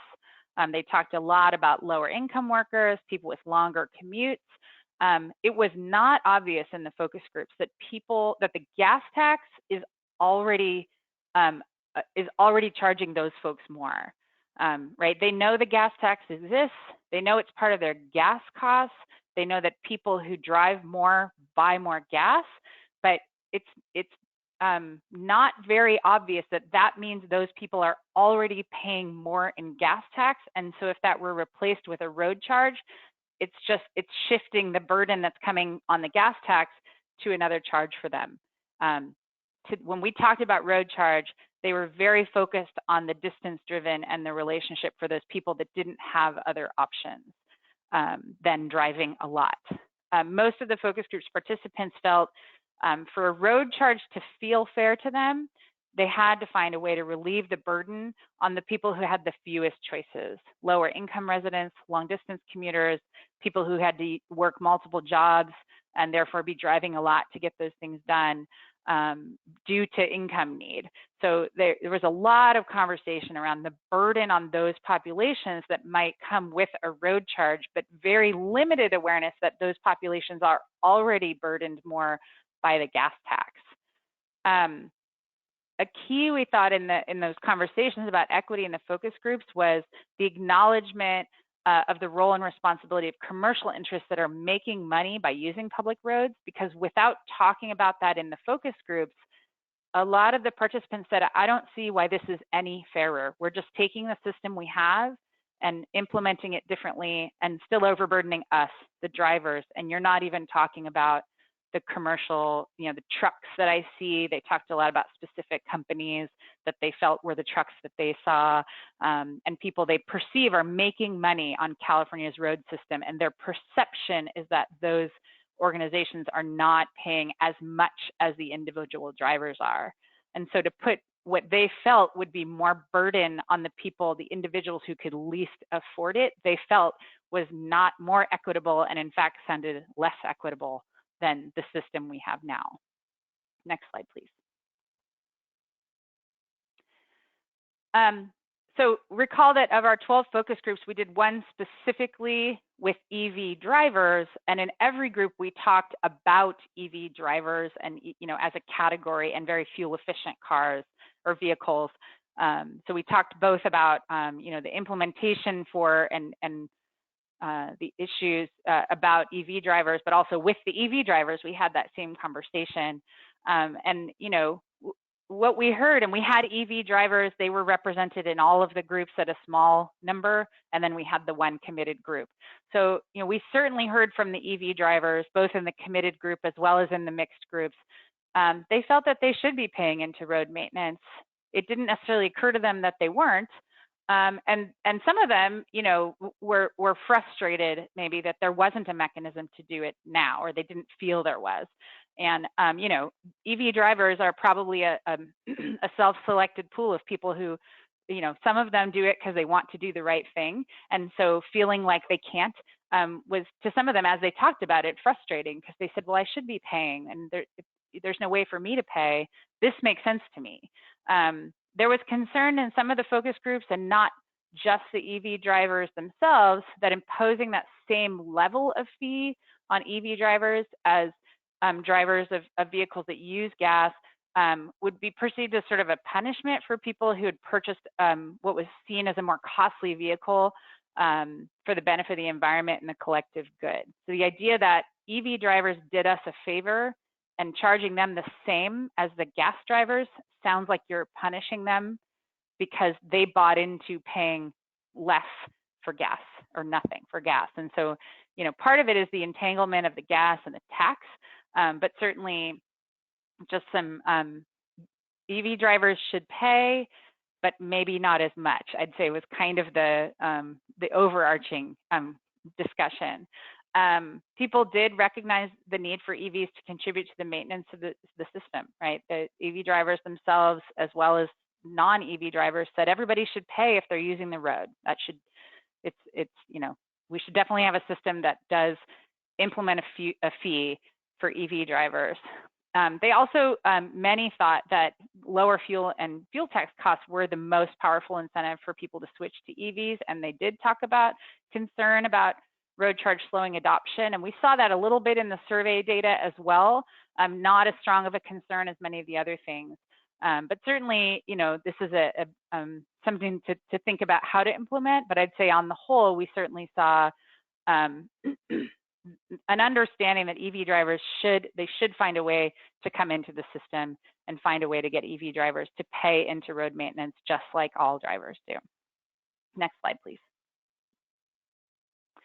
So in the polling, after we'd given them more information about the program generally, we did ask a second, how do you feel about fairness now that you've learned more about some of the details of implementation about the program? And we do see some movement again in when we give education, people do change their minds. They get on board with the idea of a road charge. So they started at 36%. We saw that number earlier at the top. Paying based on miles you drive is more fair. Once we tell them more about the program generally, we do see 50% saying it's more fair and just 40% saying that it's less fair. So again, evidence that education can move people and get them on board with the concept, but it's so new that they don't necessarily start with a bias towards accepting the new thing. Next slide, please. I just have a couple more slides and then I'll open it to questions. I did want to show, and I know the text is very small, but I think you all have this in a packet as well. Some of the information we showed, we talked about in the poll. This was in the first poll. You know, I just wanted to show some of these and really what, we don't need to go through them exactly, but the idea that the gas tax is an outdated system is the most convincing reason to support replacing it with the road charge. We also see some evidence that discussing equity, which we saw evidence of this in the focus groups, and the stability of funding that could come from road charge are also compelling reasons to support a road charge for California. Next slide, please. And this is just the rest of the information we showed, which, you know, it gets less compelling sort of going down the list. Again, these are sorted by the percent convincing. So likening, talking about data security implementation as similar to banking, talking about rideshare drivers and taxi drivers passing costs on, convincing to some people, but not as broadly convincing as some of those earlier slides, earlier messages we saw about privacy, about equity, and just that it's an outdated system that needs to be replaced. Next slide, please. So just big picture conclusions based on all this. I know it's been a lot of data. There's not a perceived need to replace the gas tax among the general public. They don't walk in thinking this is a problem. They know that there's a need to continue and improve funding, but they accept that the gas tax is how we do it when you tell them, and they're not aware of revenue shortfalls. They're not aware, really, they don't think about the inequitable distribution of burden the gas tax currently presents. When we give them some information about why the gas tax is outdated, inadequate, and unsustainable, we can get people to the point that they're ready to consider solutions. But when we introduce road charge, it's not immediately embraced as an obvious solution. There's a lot of concerns about the cost impacts, the equitable distribution of cost burden, and implementation details. Next slide, please. A quick summary of road charge concerns. They assume it's going to cost everyone more, drive more, pay more, bring some equity concerns about who has to pay more. Without a clear description of all the details of implementation, many assume the worst about a tax, or the tax going away, or how much it will cost. And not only talking about individual drivers leads them to think you're not talking about businesses and commercial interests. And last slide very quickly, and then I'll open it for questions. So just you know, takeaway in terms of what to do on communications as you move forward. You know, what do we see from all of this research on what to talk about when you're ready to start bringing out this out, you know, to the public? Emphasizing the shortcomings in the existing gas tax model is a critical first step towards helping them see the need for a replacement. They do have a lot of concerns about road charge, and you know, we see, given the desire to be as open as possible to future policy and implementation options, we think there's some principles that can be communicated even as you keep working through the details. You know, the need to replace the current model, elevating the state's commitment to a shared solution, a solution that addresses equity concerns and complexity and privacy concerns, and a shared solution between individuals, but also businesses and other road users. We think are the three themes that, even as you're working through how exactly you might do this, are ways you can support the public starting to come along on the idea of doing it. That's the end of my slides. I'm sorry that was long. I'm happy to take questions. Do we have any questions from any of the members of the Technical Advisory Committee? I'd like to ask a question. Go ahead, Lee. Yeah, so this is Lee Tian with EFF, and I asked this in the chat, and you've sort of answered it now. But we did focus groups within the RUCTAC like a number of years ago, and so I was curious. Now that you've done the second round, I'm sure you looked at what we did before, and I was curious if there was anything that jumped out at you in terms of differences between the results or the findings of the previous focus group and this one? Because I think we're talking, I don't remember what year that was. That might have been 2016 that we did it. So it'd be like 3 or 4 years between then and now. And of course, the things like the pandemic have really like come in. So I'm not by any means saying that the two periods are the same, but I'm just curious from your experience, how would you interpret any differences if there were any differences? Yeah, and if the person showing the slides can either stop sharing or go back to slide 29 so that we're sticking on the conclusions, would be nice while we talk about this. But to your question, we were involved in doing focus groups with the pilot participants in that time period. I'm not sure if those are what you're talking about, or if you're talking about some public-facing focus groups. But regardless, I would say what we learned in all of this research, to me, felt consistent with what has been learned about road charge leading up to this. I think you're right to point out that the pandemic environment has changed driving behaviors and changed people. There's a very noisy background. I'm not sure who it is, but I don't know if somebody can mute themselves. If someone could mute whoever's, because it is really interrupting my processes. Thank you. Thank you.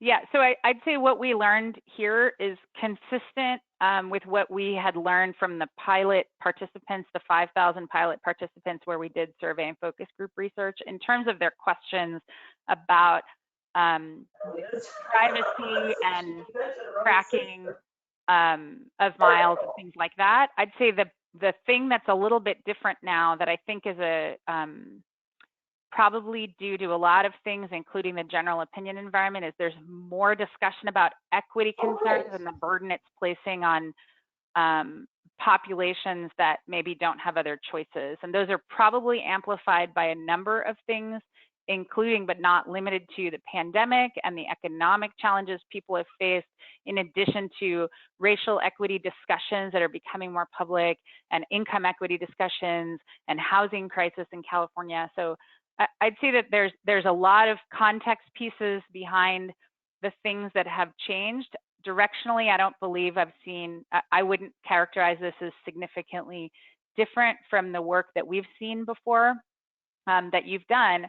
But I think some of the conversation about equity was maybe amplified, and watching it happen in the focus groups was certainly, it was a lot more people bringing up equity concerns, even people who didn't apparently represent those equity concerns in their own, what we knew about them, about their profiles and their background. So I'd say that was the thing that to me stuck out. But largely characterizing these findings against what you learned 5 or 6 years ago, I think it's been very consistent. I think the problem is that the issue that I'm remembering is there were some focus groups, I think the D'Artagnan folks actually did, I know I sat in and watched from a little room as they did, I think they did like 4 or 5 at least small focus groups. And that's what I was referring to with people who were not pilot participants. This was general public folks before the pilot went on. So that's the one that I was interested in, because at that time there was a lot of privacy concern, but not as much equity concern, I think, for the reasons that you just gave. I mean, everything with George Floyd and all of Black Lives Matter, it's really upped the equity gain as far as political discourse is concerned. So thank you very much. Sure. And I might just add very quickly, the privacy concerns here, they were brought up, but there was a lot, I think, more acceptance that we've already given up our privacy to technology to a large degree anyway. And I wouldn't say that therefore don't worry about it, but there was a lot of conversation about that in the focus groups of, yeah, I'm worried about them tracking me. I'm worried about my privacy. I'm worried about that. But I carry a phone in my pocket all the time, and new cars are computers anyway. So there was a lot of that. It's not that they're not worried about it. It's that they're, I think, in a different space of acceptance because of the advancement of the sort of technology economy and all of the things that are happening there. So. Right. I think we didn't get that level of acquiescence in the initial focus groups, I think was a little more outrage. It sounds like people are getting I would say their more outreach used here to it. about that was muted compared to the other things they were worried about, which was much more centered on the equity question.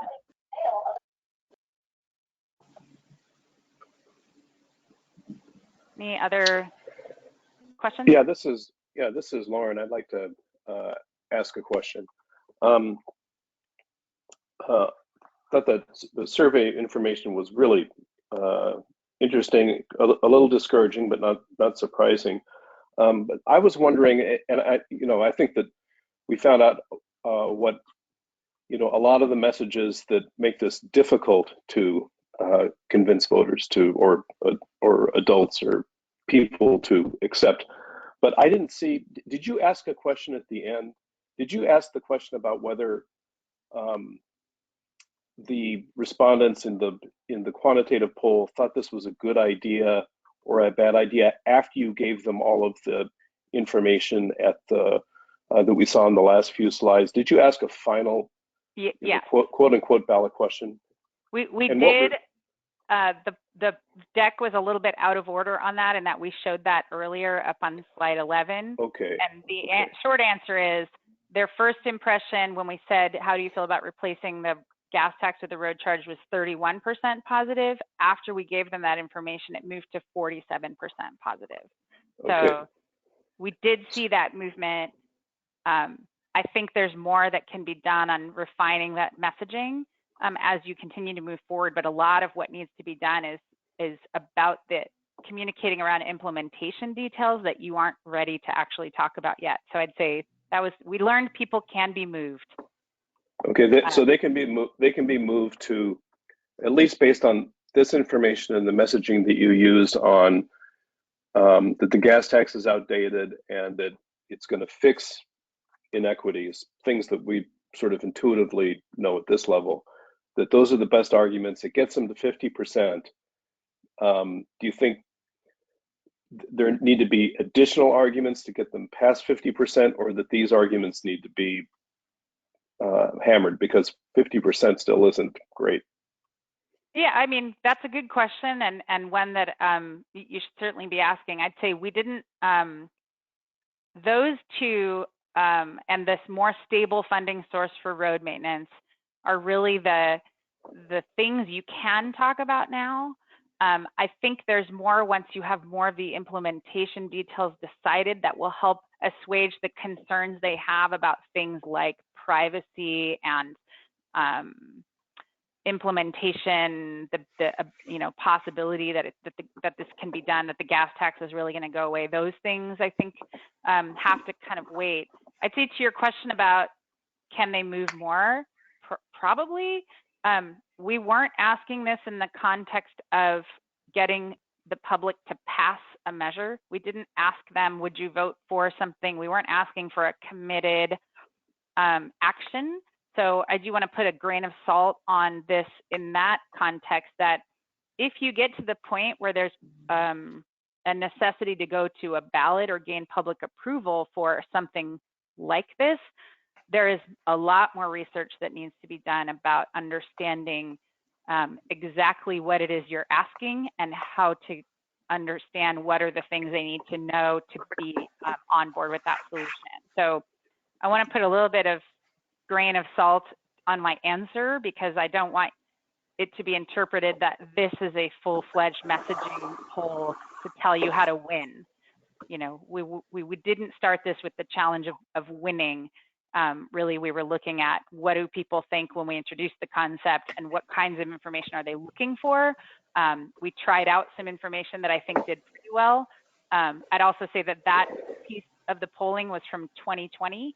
We've done the focus group since then. We have a third poll coming up that I think we're going to test some of that refined messaging in to give us more information. But I'd say it's evolving and there's hope. Okay, thank you. I appreciate that. I appreciate your caveats as well. Thanks. Thank you. Are there any other? Madaffer with a comment. Go ahead.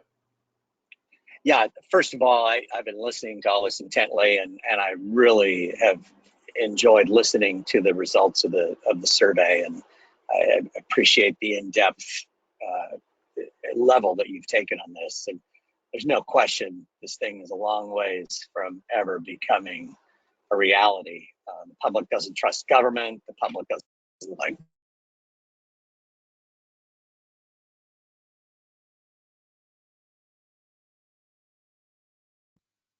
Jim, you seem to slide into mute. Rest assured that was not us as the government shutting him off.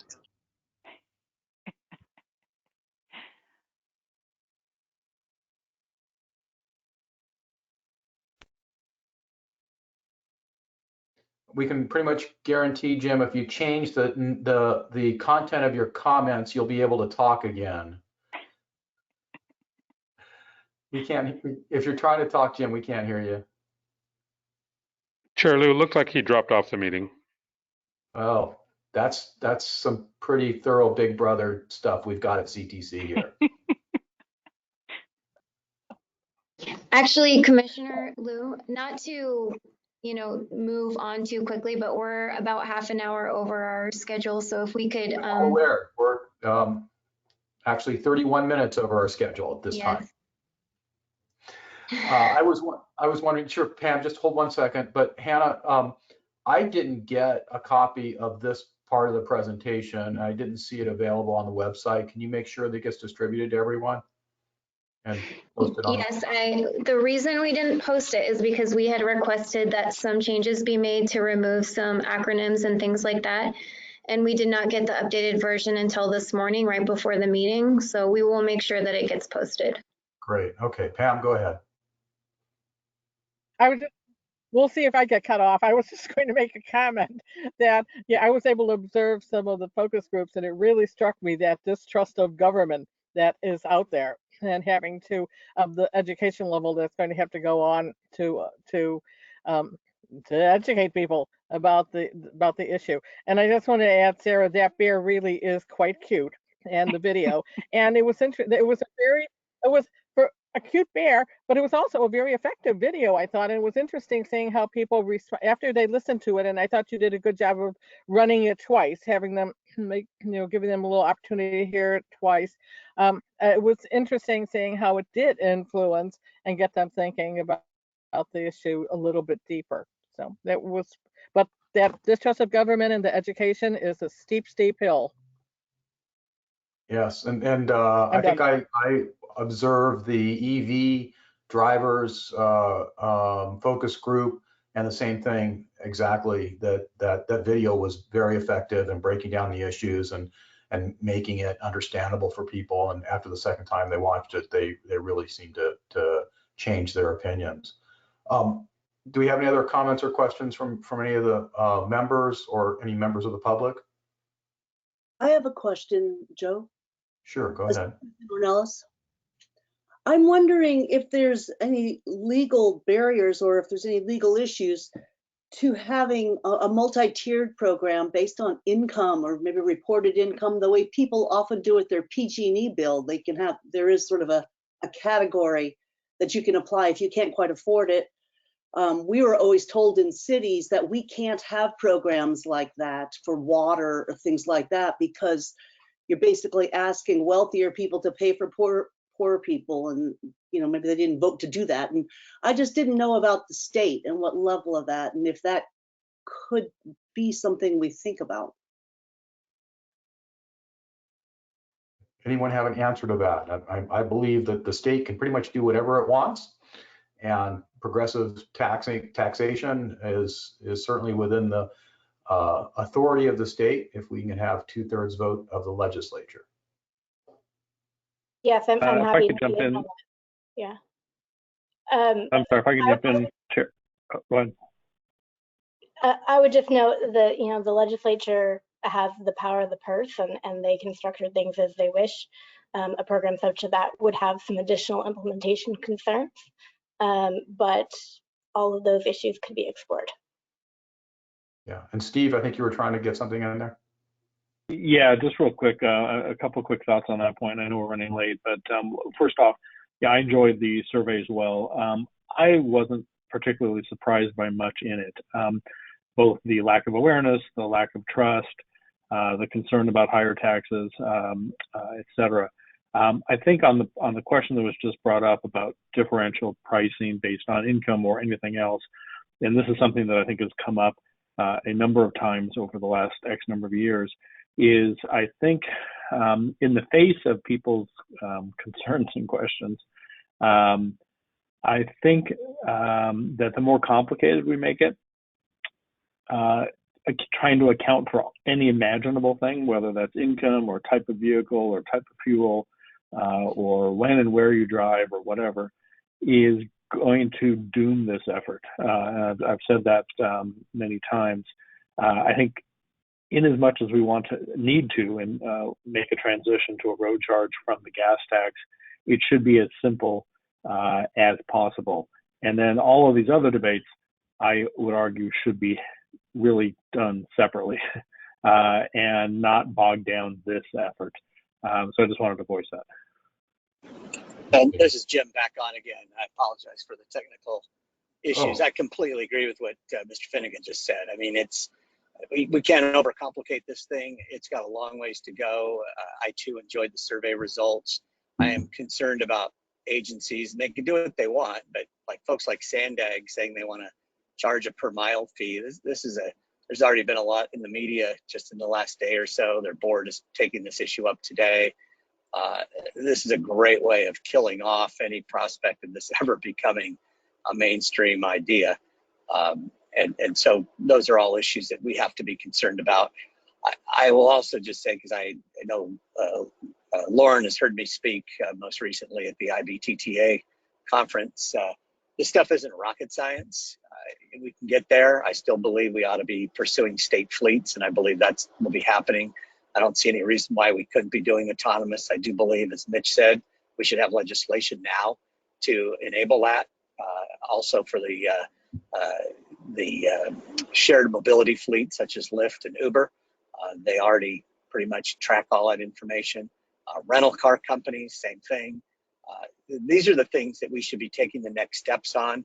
I get frustrated as well, based on what I heard Mitch say at the opening of the meeting. There should not be any discord between the agency and the commission. I do see the commission as the policy-making body connected to the legislature and the administration, both. So I would hope that everybody get their act together and figure out the least resistance to all of these things, and have California continue to lead the way and not get bogged down on some of this minutia. So thanks for letting me make those observations from the discussion since 9:30 this morning. Thank you. Okay. Anyone else or members of the public? Doug. All right. And Barbara, you're up next. However, it has been more than 2 hours since we started. So we are going to take a 10-minute break and give everyone a chance to catch up on everything. Bio break, email break, whatever you need. Why don't we reconvene after 10 minutes at 11:43, according to my computer. I have a hard stop at 3 o'clock. So, but I probably won't need to take very long. So at 3 o'clock my time, which is okay. We'll get through your item. We'll take it up, but I can run through it very quickly. And we'll run through it as quickly as we can. Okay. Thank you for your patience. So what did you say our time is to start, Joe? 10 more minutes. So at 2:45 my time, right? 2:43 your time, but yes. Oh, okay. Thank you. Okay.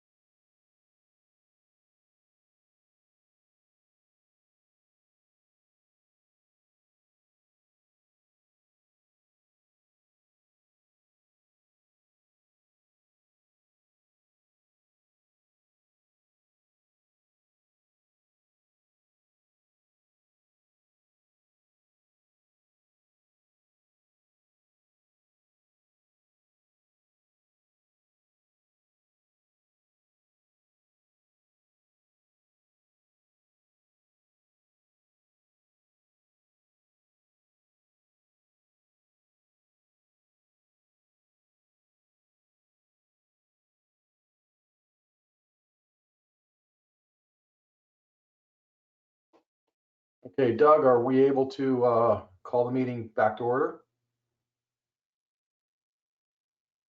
Yes, Chair, we're ready to go. Okay, so I will call the meeting back to order and move us on to agenda item number 7, which is national mileage-based user fee update. We have with us Barbara Rose, who's been very patient, by the way, Executive Director of the Mileage-Based User Fee Alliance. She'll give us an update on what's going on in Washington related to road user charges. So thank you. Well, thank you, Joe. Can you hear me okay? I'm always a little nervous when I'm on. Let me hold you up for 1 second. Hannah, okay. I know I see you on here as a staff person for this. Was there any introductory comments that you needed to make, Hannah? Thank you for acknowledging that. Yes, I was just going to introduce Barbara and let you know that she's the Executive Director of the National Mileage-Based User Fee Alliance, which is a nonprofit coalition that supports basically road charge as a transportation funding alternative. So we're really grateful to have her with us today. Thank you, Barbara. And she has a hard stop in 16 minutes. So let's. Yeah, well, you know, I just begged another 5 minutes from the 3 o'clock call. So if there are questions, I don't want to. Let me tell you, California is very important to us. We don't want to, take a time away from you. But anyway, thank you for the opportunity. I really enjoyed listening to that survey, and there are parts of it that we could really use on Capitol Hill, very frankly, whenever it's available publicly. So I just thank you for that. I also want to take a minute and just thank Commissioner Madaffer, who I believe is on. He has been a panelist at several NBUFA conferences and has really worked with us a lot, especially as we started to go through a lot of the, launching some of the national projects for NBUFA. And so I wanted to say hello to him, but also really thank California. I think that you really don't realize how important that pilot that was signed by the governor in 2014 and launched, I believe, in 2015, was to making Congress realize how important this issue is. So I just, really think as you move forward with the possibility of this, it's very important that you realize that there are a lot of people that are not watching, but looking at what California is doing and how that could impact the nation. Before I forget it, before I start into these slides, I wanted to say one of the pilots has focused on fleets, and that is Minnesota. And they have just finished their pilot, and I think the documents are going to be available probably sometime later in the year, but I just wanted to mention that before I got into the slides. First of all, I just want to say that we have been working very closely with Congress, and Hannah and Lauren, who I know are both on the call, have been very helpful to us as we've tried to move this legislation forward. I'm just focusing on the bipartisan infrastructure bill today, and that is what's on your screen, the U.S. Infrastructure Act. Now, for all of you, it's a 2,700-page bill, and the part that we're focusing on is 20 pages. So we're a pretty small part of this, but we think a pretty important part. So why don't we get started? Let's go to the next slide. Okay, I need to get rid of this. Anyway, the Senate passed the bill in August, and as you can see, it's $1 trillion infrastructure act. I'm sure you're all very aware of this. Probably you have many people that have been aware with it. And then you can see the second date, and that is today, that the House was supposed to pass it. And we're not quite there, as I think you all are probably realizing, but I think we're pretty close. So let's go to the next slide. I'll start to really focus on the money. There's $125 million in both bills, and basically both the Senate and the House bills are they're identical. I mean that we don't think anything will be changed as the House put this forward. We've been in very close communication with House staff on this. They're not hearing any pushback from what they are telling me. On the House side, it's very bipartisan. The ranking member, Sam Graves, is probably one of our strongest members on this. any member. He is from the suburbs of Missouri, of Kansas City, and he's a very, very strong proponent of it. But let's break it down where this money is going to go. So let's go to the next slide. The biggest change in this bill from the SDSFA grants is that they've really broken open who can apply. Local governments now can apply, and I'm sure in California you're aware of all the local governments that are interested in this, because I've even gotten calls from some of your local governments on this. Regional governments, your MPOs can apply on their own. They know no one has to work through the state anymore. And then of course state governments. And this has been a fairly strong decision from both the Senate and the House to be able to break this open. The funding is $75 million over 5 years. There's 15 million per year. And probably the biggest thing is that they've dropped the match from 50% to 80 to 70. Now the difference there, if you've never applied for one of these before, you get the federal funds at 80%, only 20%. If you've gotten a grant before, it's going to be 70%. So let's go to the next slide. And what's changed. Okay, they've really broken. They want to drill down a lot more on what we're finding from these pilots. They want to have pilots that are going to test these 8 things. This is in language, and there might even be more that come out in the report after this. But I won't, I can run through them quickly. Equity, privacy, administrative costs. They want to see what people are going to be doing in these areas. Probably the revenue collection is one that incredibly important to a lot of members on the Hill, because they're very interested in how that's going to impact the availability of being able to do this. The revenue collection is one, but you can read through this. It just shows they have really drilled down on what they want to see in these pilots. They no longer want to just see, can it work? They want to see these 8 things specific. Let's go to the next slide. Okay, and a real big new feature out of this is the national pilot. I think the US will be the first nation in the world, if this actually is legislation, that will be testing nationally a light vehicle program. There's a lot of interest from around the world on what we're going to be doing. I've had calls from everywhere from Slovakia to New Zealand to Australia asking what the US is planning on this. And of course, it's very open-ended right now. It shows you what they want. The language came from the House on the volunteers, but it doesn't have to be from every state. It just says that they want them from every state, but it doesn't require they be from every state. But probably the most interesting part of this is that it will be directed by the Department of Transportation in coordination with the Secretary of Treasury. So this will be the first step that we have of kind of how this is going to be collected federally, how this will be set up, and really we have no idea right now. Nobody wants the IRS to be collecting their road charge taxes, but we'll be, of course, working closely on this.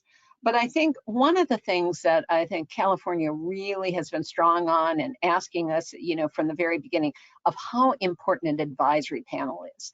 And they really, we sat down in November of 2018. It's been so many years ago, with COVID, it's hard to keep all these dates together, but we brought all of our members together in Washington, and we sat down and said, what should be in a national pilot? And let me tell you, this nation has a lot of differing opinions, and it took several months, but we hammered out what we thought should be in a national pilot. And actually the Senate used almost, I don't want to say word for word, but they really took a lot of what was in our direction on it and put it in their language. And that is pretty much what has held in the House language also. So you can see that they are looking for some really specific items from this. And one of the things that is going to be very critical is that they want reports every year.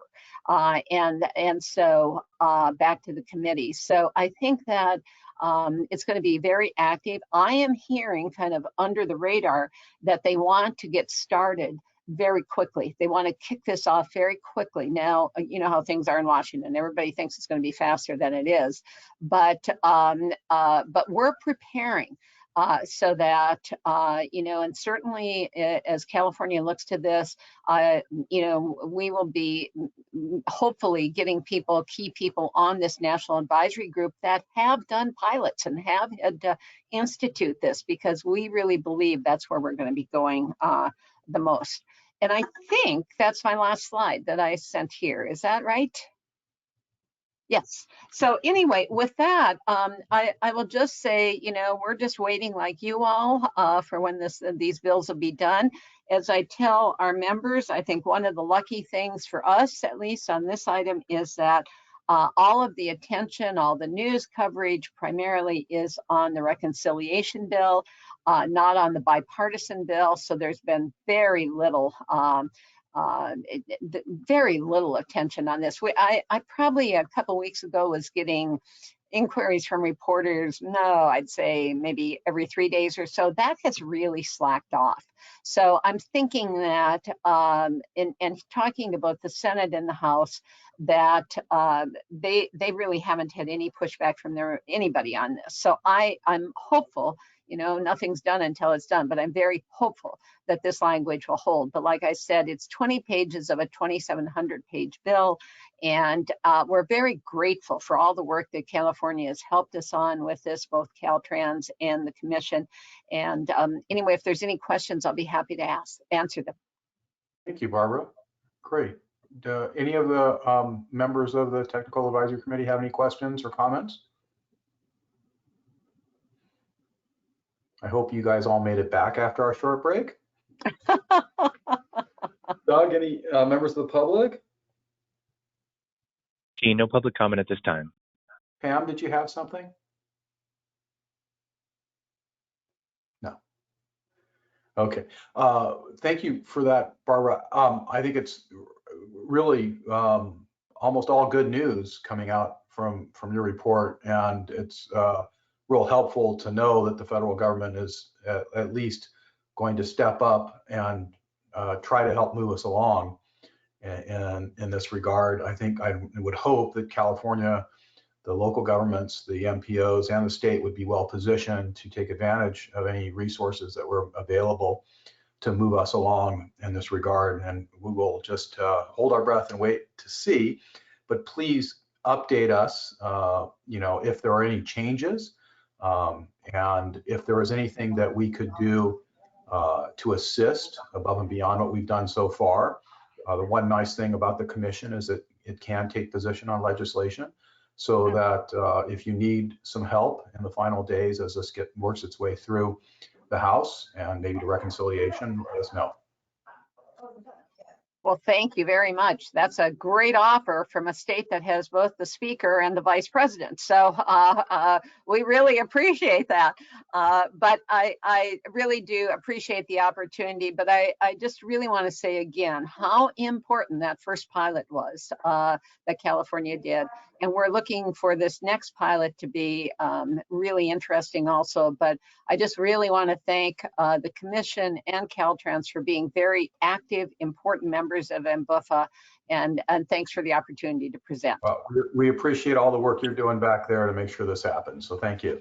And Barbara, it's Jim Medaffer. I just wanted to echo what the commissioner said, and very good to hear your voice. And thanks for continuing to be in this slog for so many years since I first met you in 2014. I know it's been a while. But anyway, wonderful to hear your voice, Commissioner. And anyway, thanks everybody, and we'll keep our fingers crossed.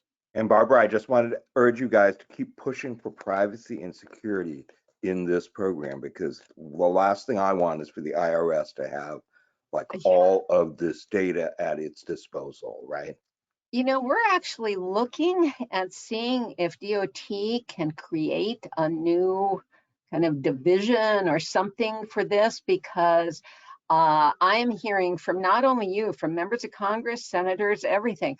People are very wary about having, you know, having the IRS or having some form of that go with Treasury. So I think that's a very important part. Yeah, if only Alexander Hamilton wasn't so popular at the moment, it might be easier. But okay, wonderful. Thank you so much. Thank We will you. allow All right. All right. to get to Thank your you. 3 p.m.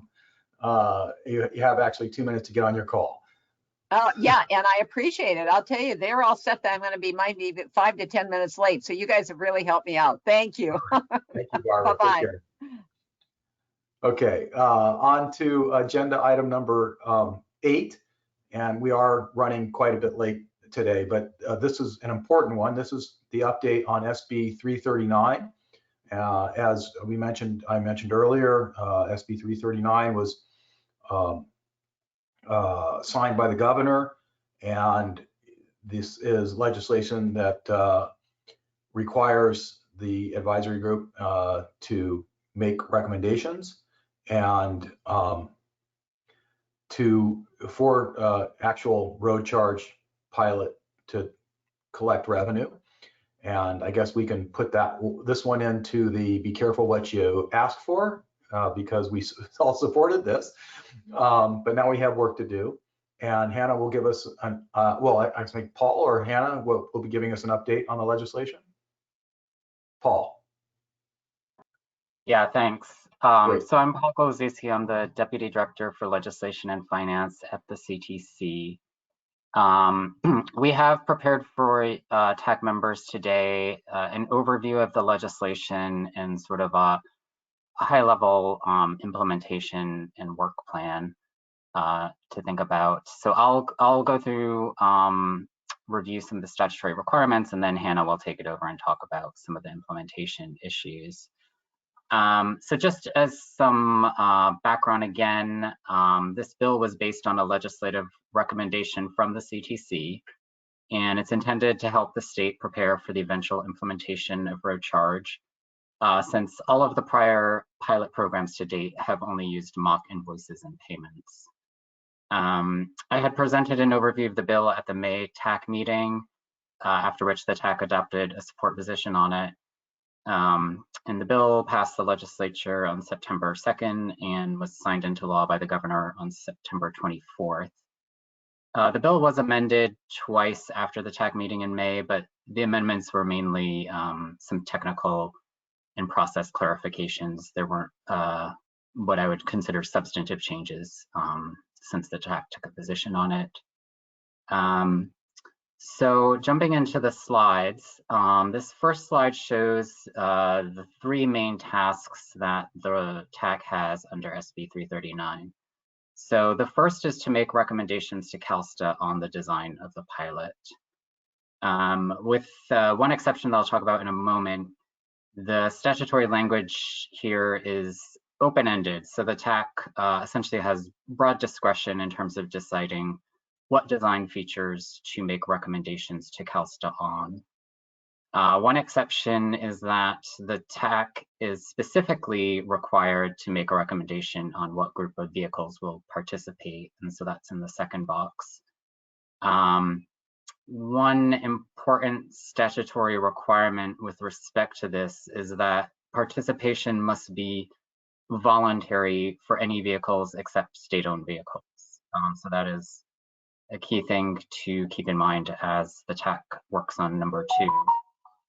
And additionally, the legislation does have the same privacy requirements as was in statute for the 2017 road charge pilot.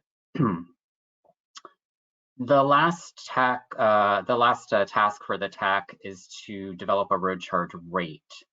The legislation requires the pilot to randomly divide participants into 2 groups, and the rate developed by the TAC will be used for one of these groups. The other group will use a rate methodology that's specified in the legislation and essentially is based on vehicle fuel economy. And I'll explain in a little bit why there are 2 groups in the bill. But lastly, as you can see, all of these tasks that the TAC must complete have to be done by July 1st, 2023. So there's only a little over a year and a half to complete this work. Next slide, please. Okay, so this shows some of the statutory deadlines in the bill, and I'll go through some other workload for the TAC that's a little less direct, but still important. So there is an interim report that's due to the legislature July 1st, 2024. And then there's a final report that's due December 31st, 2026. So CalSTA, who is in charge of implementing the pilot, is also responsible for these reports, but the legislation requires CalSTA to consult with both the TAC and the Commission on the interim and the final reports. And the bill also specifically states that the TAC may make recommendations on the criteria used to evaluate the pilot. That would be included in the final report. So in terms of that evaluation, the legislation requires the final report to include a discussion of costs and implementation issues, an evaluation and comparison of the two different rate methodologies that I mentioned earlier, including how they compare in terms of effectiveness in ensuring sustainable revenue for transportation and their alignment with the state's climate, air quality, zero emissions vehicle, and equity goals.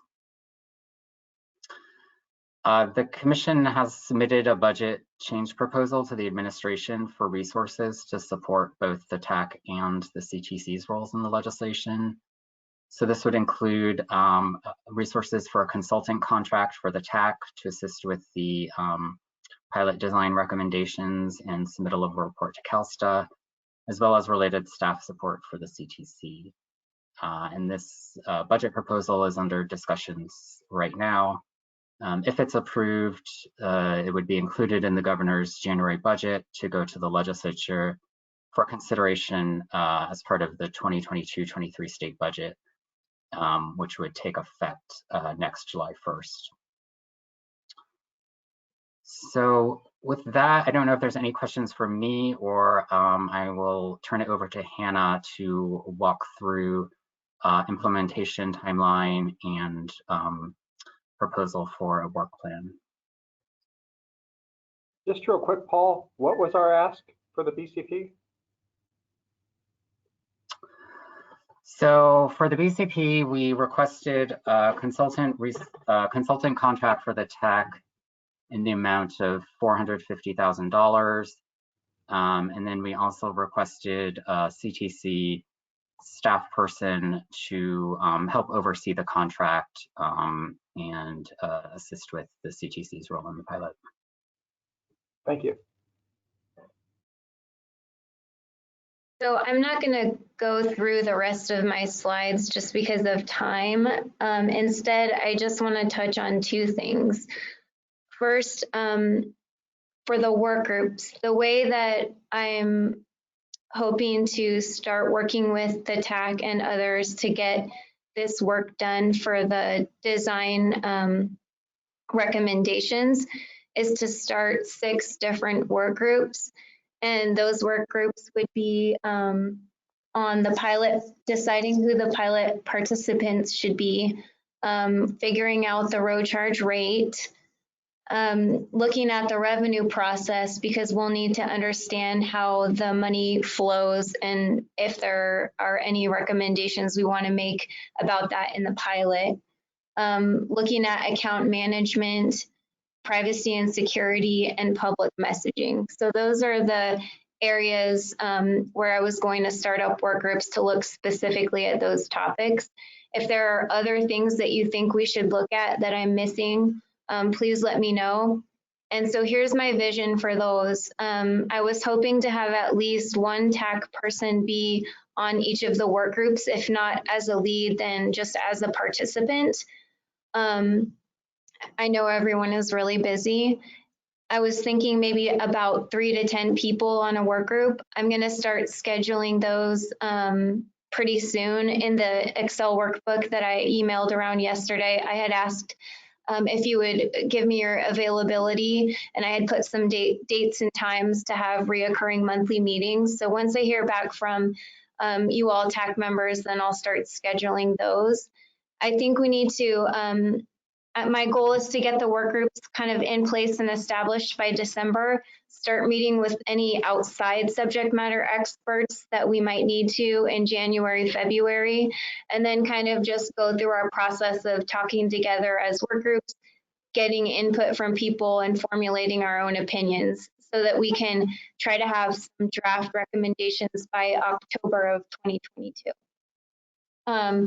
And I also have some material that I will send out on specific topics, because I think we also need to take a look at what has been done, what's been written already in some of these areas. The 2017 pilot has some recommendations in a number of these areas that we'll want to take a look at, and any of the other work that Caltrans and other states have done.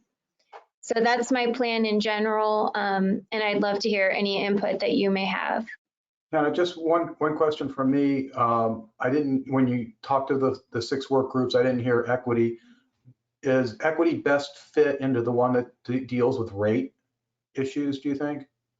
Well, I think it would actually be in a couple. And so I know that Asha has been doing some work on rate principles. And I believe because I'm an advisor on that research, because it's with SB1 funding. And so I believe equity is a consideration that we've talked about in that context before. And then I did have a conversation with Asha. I don't know if she's gonna lead the rate work group, but she's gonna participate in it. And equity is one of the things that we're planning to consider for the rate. And I think it could also, we probably should be thinking about equity in all of our topics, how best to incorporate it. In the different. Well, I think most explicitly, maybe we want to make that one work group the rate and equity, work group, so that we're being explicit that we're not ignoring the equity issue, especially after the presentation on the public opinion Okay. research today. Okay, sure. You mean like refer to it as the rate and equity work group? Okay, yeah, I can do that. I think it might be a good idea. Any questions, comments from members of the committee? Well, I think that I have to agree with Hannah that it does sort of end up in many work groups. Certainly, public messaging is going to have to think very hard about how it's going to talk about it, but it's not going to be able to do its work until it knows what we're actually doing. So there are just a lot of dependencies in here. I guess I would want to highlight that I think account management will also end up having some very significant equity aspects because of how people actually are able to interact with the system is very sort of equity dependent. It'd be nice if we could, I don't know if Richard will have time, but even if he can't be on the in our group committee anymore, he might be a useful person as an external stakeholder on equity and bias. Right, and there's a possibility too, we find someone to fill the social equity position on the TAC as soon as we can. Great. In addition to Lee, was there anyone else? Comments, questions for Paul or Hannah? Okay, Doug, do we have anyone from members of the public? Seeing no public comment at this time. Thank you. Great. So we have an action item under, and thank you, Hannah. Thank you, Paul.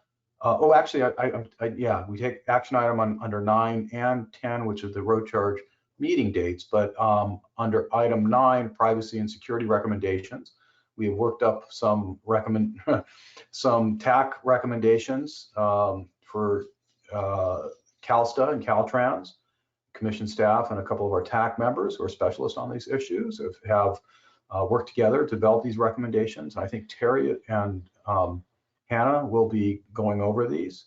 So why don't you guys go ahead and do that?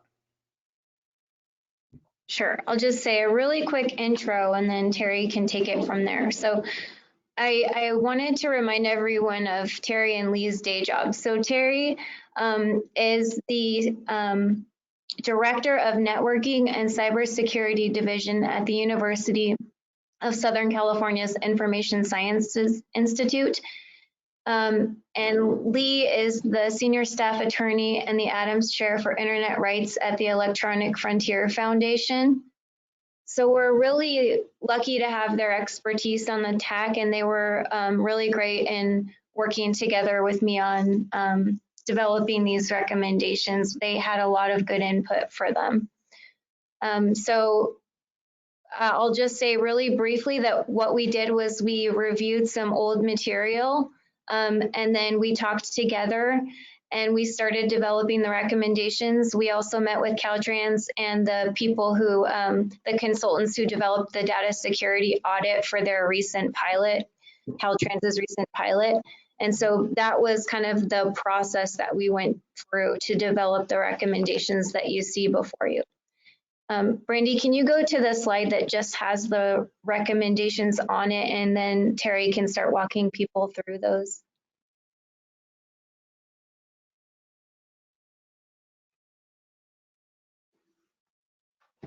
It takes a minute for the slides to okay. Hello, everybody that don't know me. I'm Terry Benzel, and I'll wait for the slides to come up. But while we're waiting for the slides to show, I really want to commend Hannah on her work, because she really did the research and dug into it and made it available to us. So for Lee and I, who are, you know, as everybody here, very time limited, it was extremely helpful to have her kind of digest it and then set up the meetings. I think after all the discussions we've had already today and the absolutely fantastic survey information, you know, none of this will be a surprise, but they're pretty specific in some areas. And so I think, you know, capturing them in writing and here in this slide deck is probably just as important as anything I could say here. So, you know, really we're making a recommendation at the top level that we involve legal. And in particular, these days, you know, the state of California has its Privacy Protection Rights Act. And so we need to make sure that, you know, any decisions we do are well-grounded in legal. And we want to make sure that it doesn't allow, you know, any government or private company to use the information for their benefit rather than the public good. And there may be something slightly controversial in there, which I've talked about many times, which is third parties want to get our data and want to use the data to make money. And so we need to understand that trade-off between, you know, private corporate profit and public good. We also highly recommend that the privacy policy, there should be a documented, clear privacy policy, and it needs to address why personal information will be shared with account managers or other entities, what the information is and how it will be used for, when it's okay to share, and if there are restrictions on sharing. So a fairly standard identification and a privacy policy. And it should be developed under an umbrella concept of minimum necessary data sharing. And so people often don't think that. They build their systems and then they kind of back into the privacy. But from a design and engineering point of view, we should really start on the ground with what's the minimum necessary privacy sharing. Next slide, please. And we've hit on this today. I think it's come out very clearly that there should be choices between private and public account management, choices for different ways of handling the information, and limit the abilities of the state government to put information out with third-party consultants, and that we really want to make sure that we have the choices that are built in. And at least one of the mileage reporting options does not require vehicle location technology, and I think we saw that nicely demonstrated again earlier today in the presentations. And then, you know, not to harp on this third-party issue, but we really need to do sort of a risk analysis of when a third-party vendor, like some kind of an account manager, can offer value-added services because that increases, you know, information sharing, additional compliance checks. What are their security requirements? How do they store their data? How do they manage the data? Where do they share it? Is it stuck in a cloud? How do I get it from the cloud? So value-added services should not be allowed at the beginning of the program. And I'm really glad to see that I think that's reinforced by the findings. The amount of skepticism that's out there about these programs to protect information means let's come in with a really narrow set of approaches that really increase our privacy and security, and then possibly let it open up over the years. Next slide, please. And then in the privacy policy, I think I just alluded to this, contract flow downs are appropriate for all the third-party hosts. So it's not just whether or not they're sharing our information, but we need to understand what are their security practices in their own environments and companies and systems where they keep our data. And do they adhere to privacy and security policies that are required? And as part of the whole enrollment process, we need to have an evaluation of past performance. Any vendor that we select ought to be graded on their security and privacy policies. And we need to be able to have a, destroy information option. So these third parties or even any kind of an account manager doesn't keep around data that's not needed. Next slide. So lots of detailed requirements here and recommendations. If you're going to try and have law enforcement access data, there needs to be a warrant, and there needs to be a notice that data was viewed or accessed. Mileage reporting to determine whether fraud or misreporting is likely should be looked at. And reasonable measures in place to do a periodic review to make it easier to identify when people may be trying to avoid paying a road charge. Though I think that it's interesting on these last two. This morning I heard some conversation I wanted to jump in on, which is spending a lot of time and energy trying to find people that are misrepresenting or misreporting or eluding might backfire on you. It might require you to get a little deeper into some of the personal information than we should. And it will take a lot of time and effort and money, and it might not be worth it. So just like credit card companies or grocery stores or anywhere, you assume a certain amount of loss. And so maybe our models here ought to build in a certain amount of, people that are going to try and avoid it or misreport. And then another thing we heard today is there a way that we can have drivers from other states pay a road charge when they're on public roads in California? Next slide.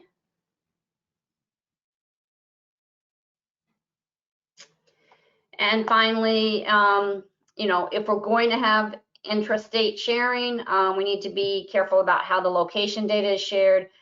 We don't want to sit in a situation where we're working with Oregon, which also has its own road charge program, that we're not unnecessarily sharing data about our citizens with another state. And I think that concludes our recommendations.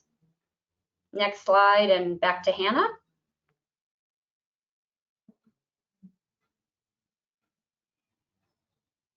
Sorry, thank you. Thank you, Terry. No, I really appreciate the work that you guys put into these recommendations. And I think that actually concludes this item. I didn't have any other comments. So if you would like to vote on that, I think that would be great. I think what we're going to do with these recommendations, once they're approved, is we're going to present them to Caltrans and CalSTA and ask them to consider them in their road charge implementation planning efforts. So I'll reach out to you with more information about that once we decide the best way to present that to them. So before we discuss this, since this is an action item, Doug, if there are any members of the public that want to comment before we have a discussion and take a motion, they should probably speak up now.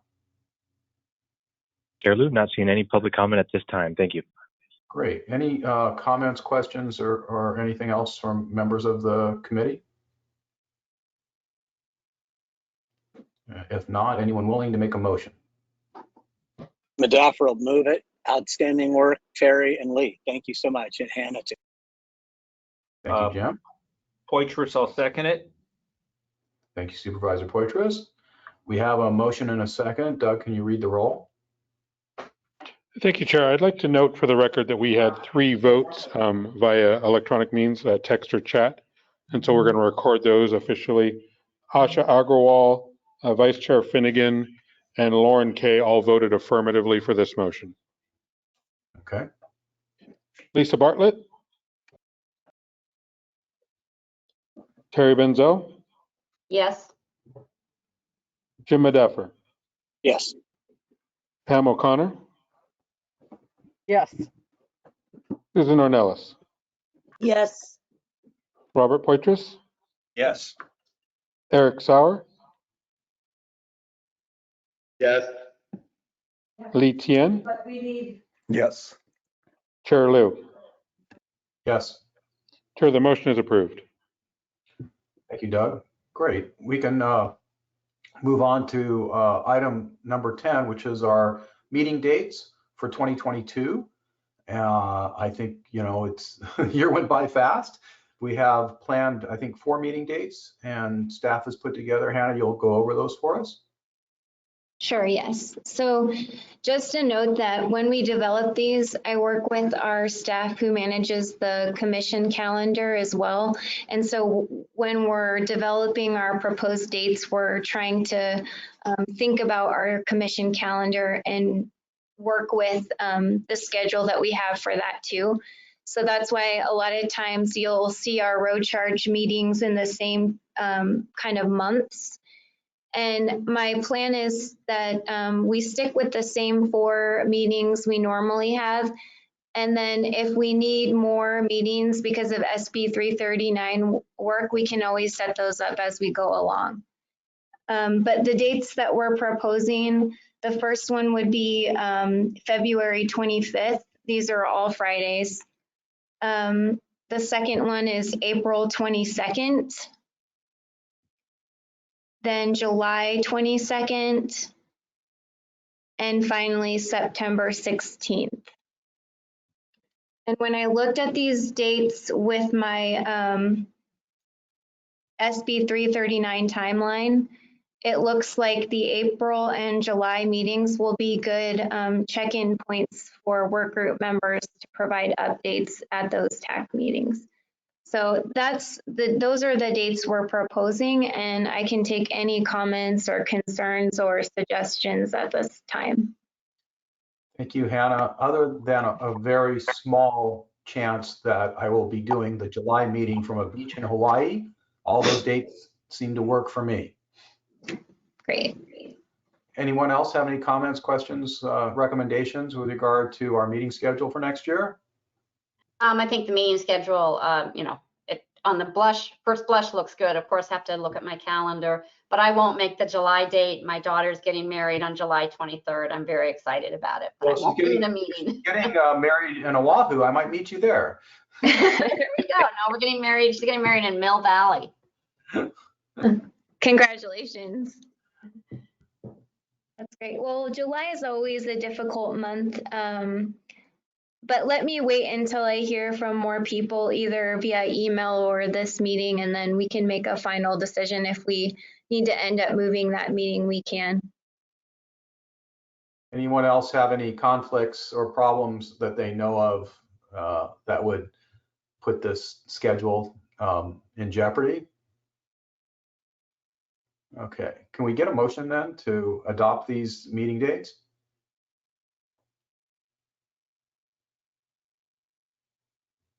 This is Poitras. I'll make that motion. Thank you, Supervisor.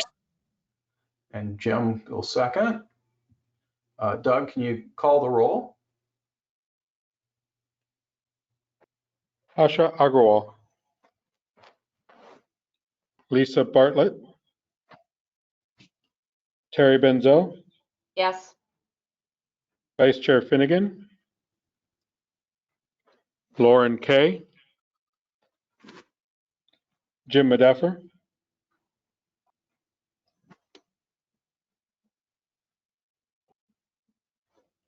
Member Medeffer, we can't hear you.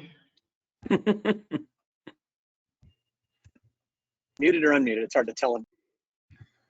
Oh, you were good. Now you muted again. That's good. You don't want to. How do you vote on this motion? Yes, sorry. Thank you. Pam O'Connor? I'll vote yes for now. I might have a conflict on 3 of them. Thank you. Susan Ornelas? Yes. Robert Poitras? Yes. Eric Sauer? Yes, with an asterisk, may have a conflict. Thank you. Li Tian? Yeah, there's probably a conflict somewhere in there, but yes. Thank you. Chair Liu? Yes. Chair, the motion is approved. Great, thank you. I'm glad we were able to do that. Terry, Can I yes. can I ask a question? Sure. Will all of these be virtual, hybrid, or in person? Oh, that's a really good question, actually. It's a little unclear.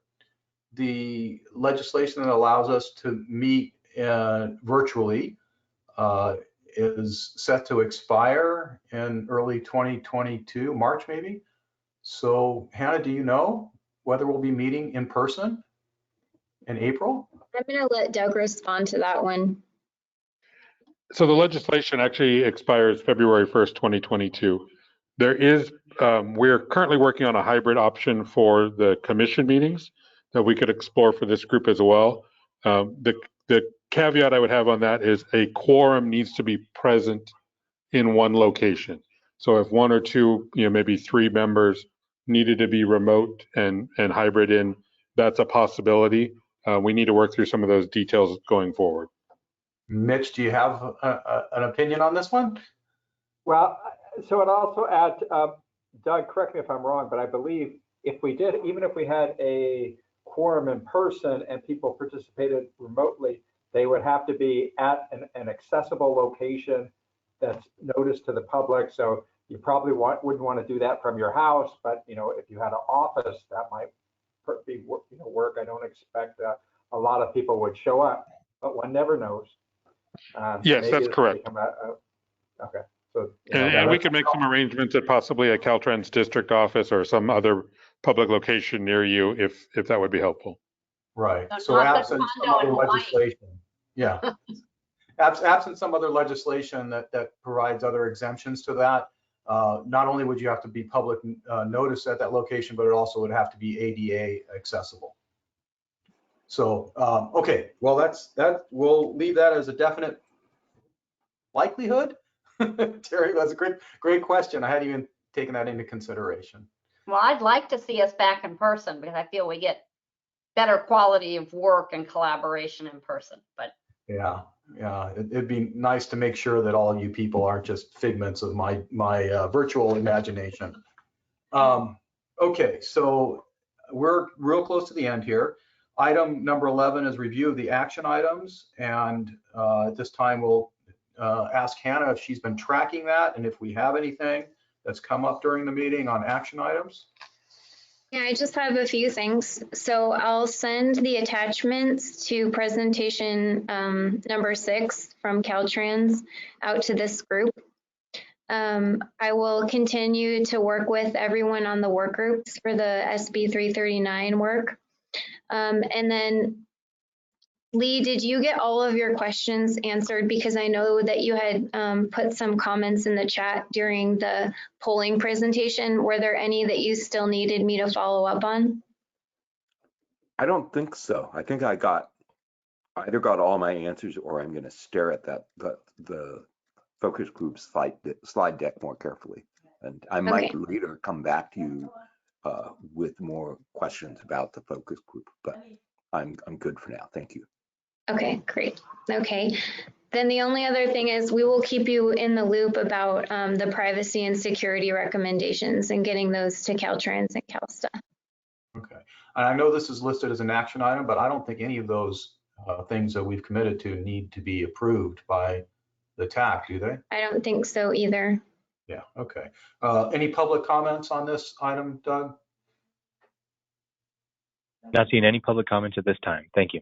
Okay, then we'll move on to item 12, which is public comment. So are there any public comments on items that were not on the agenda today?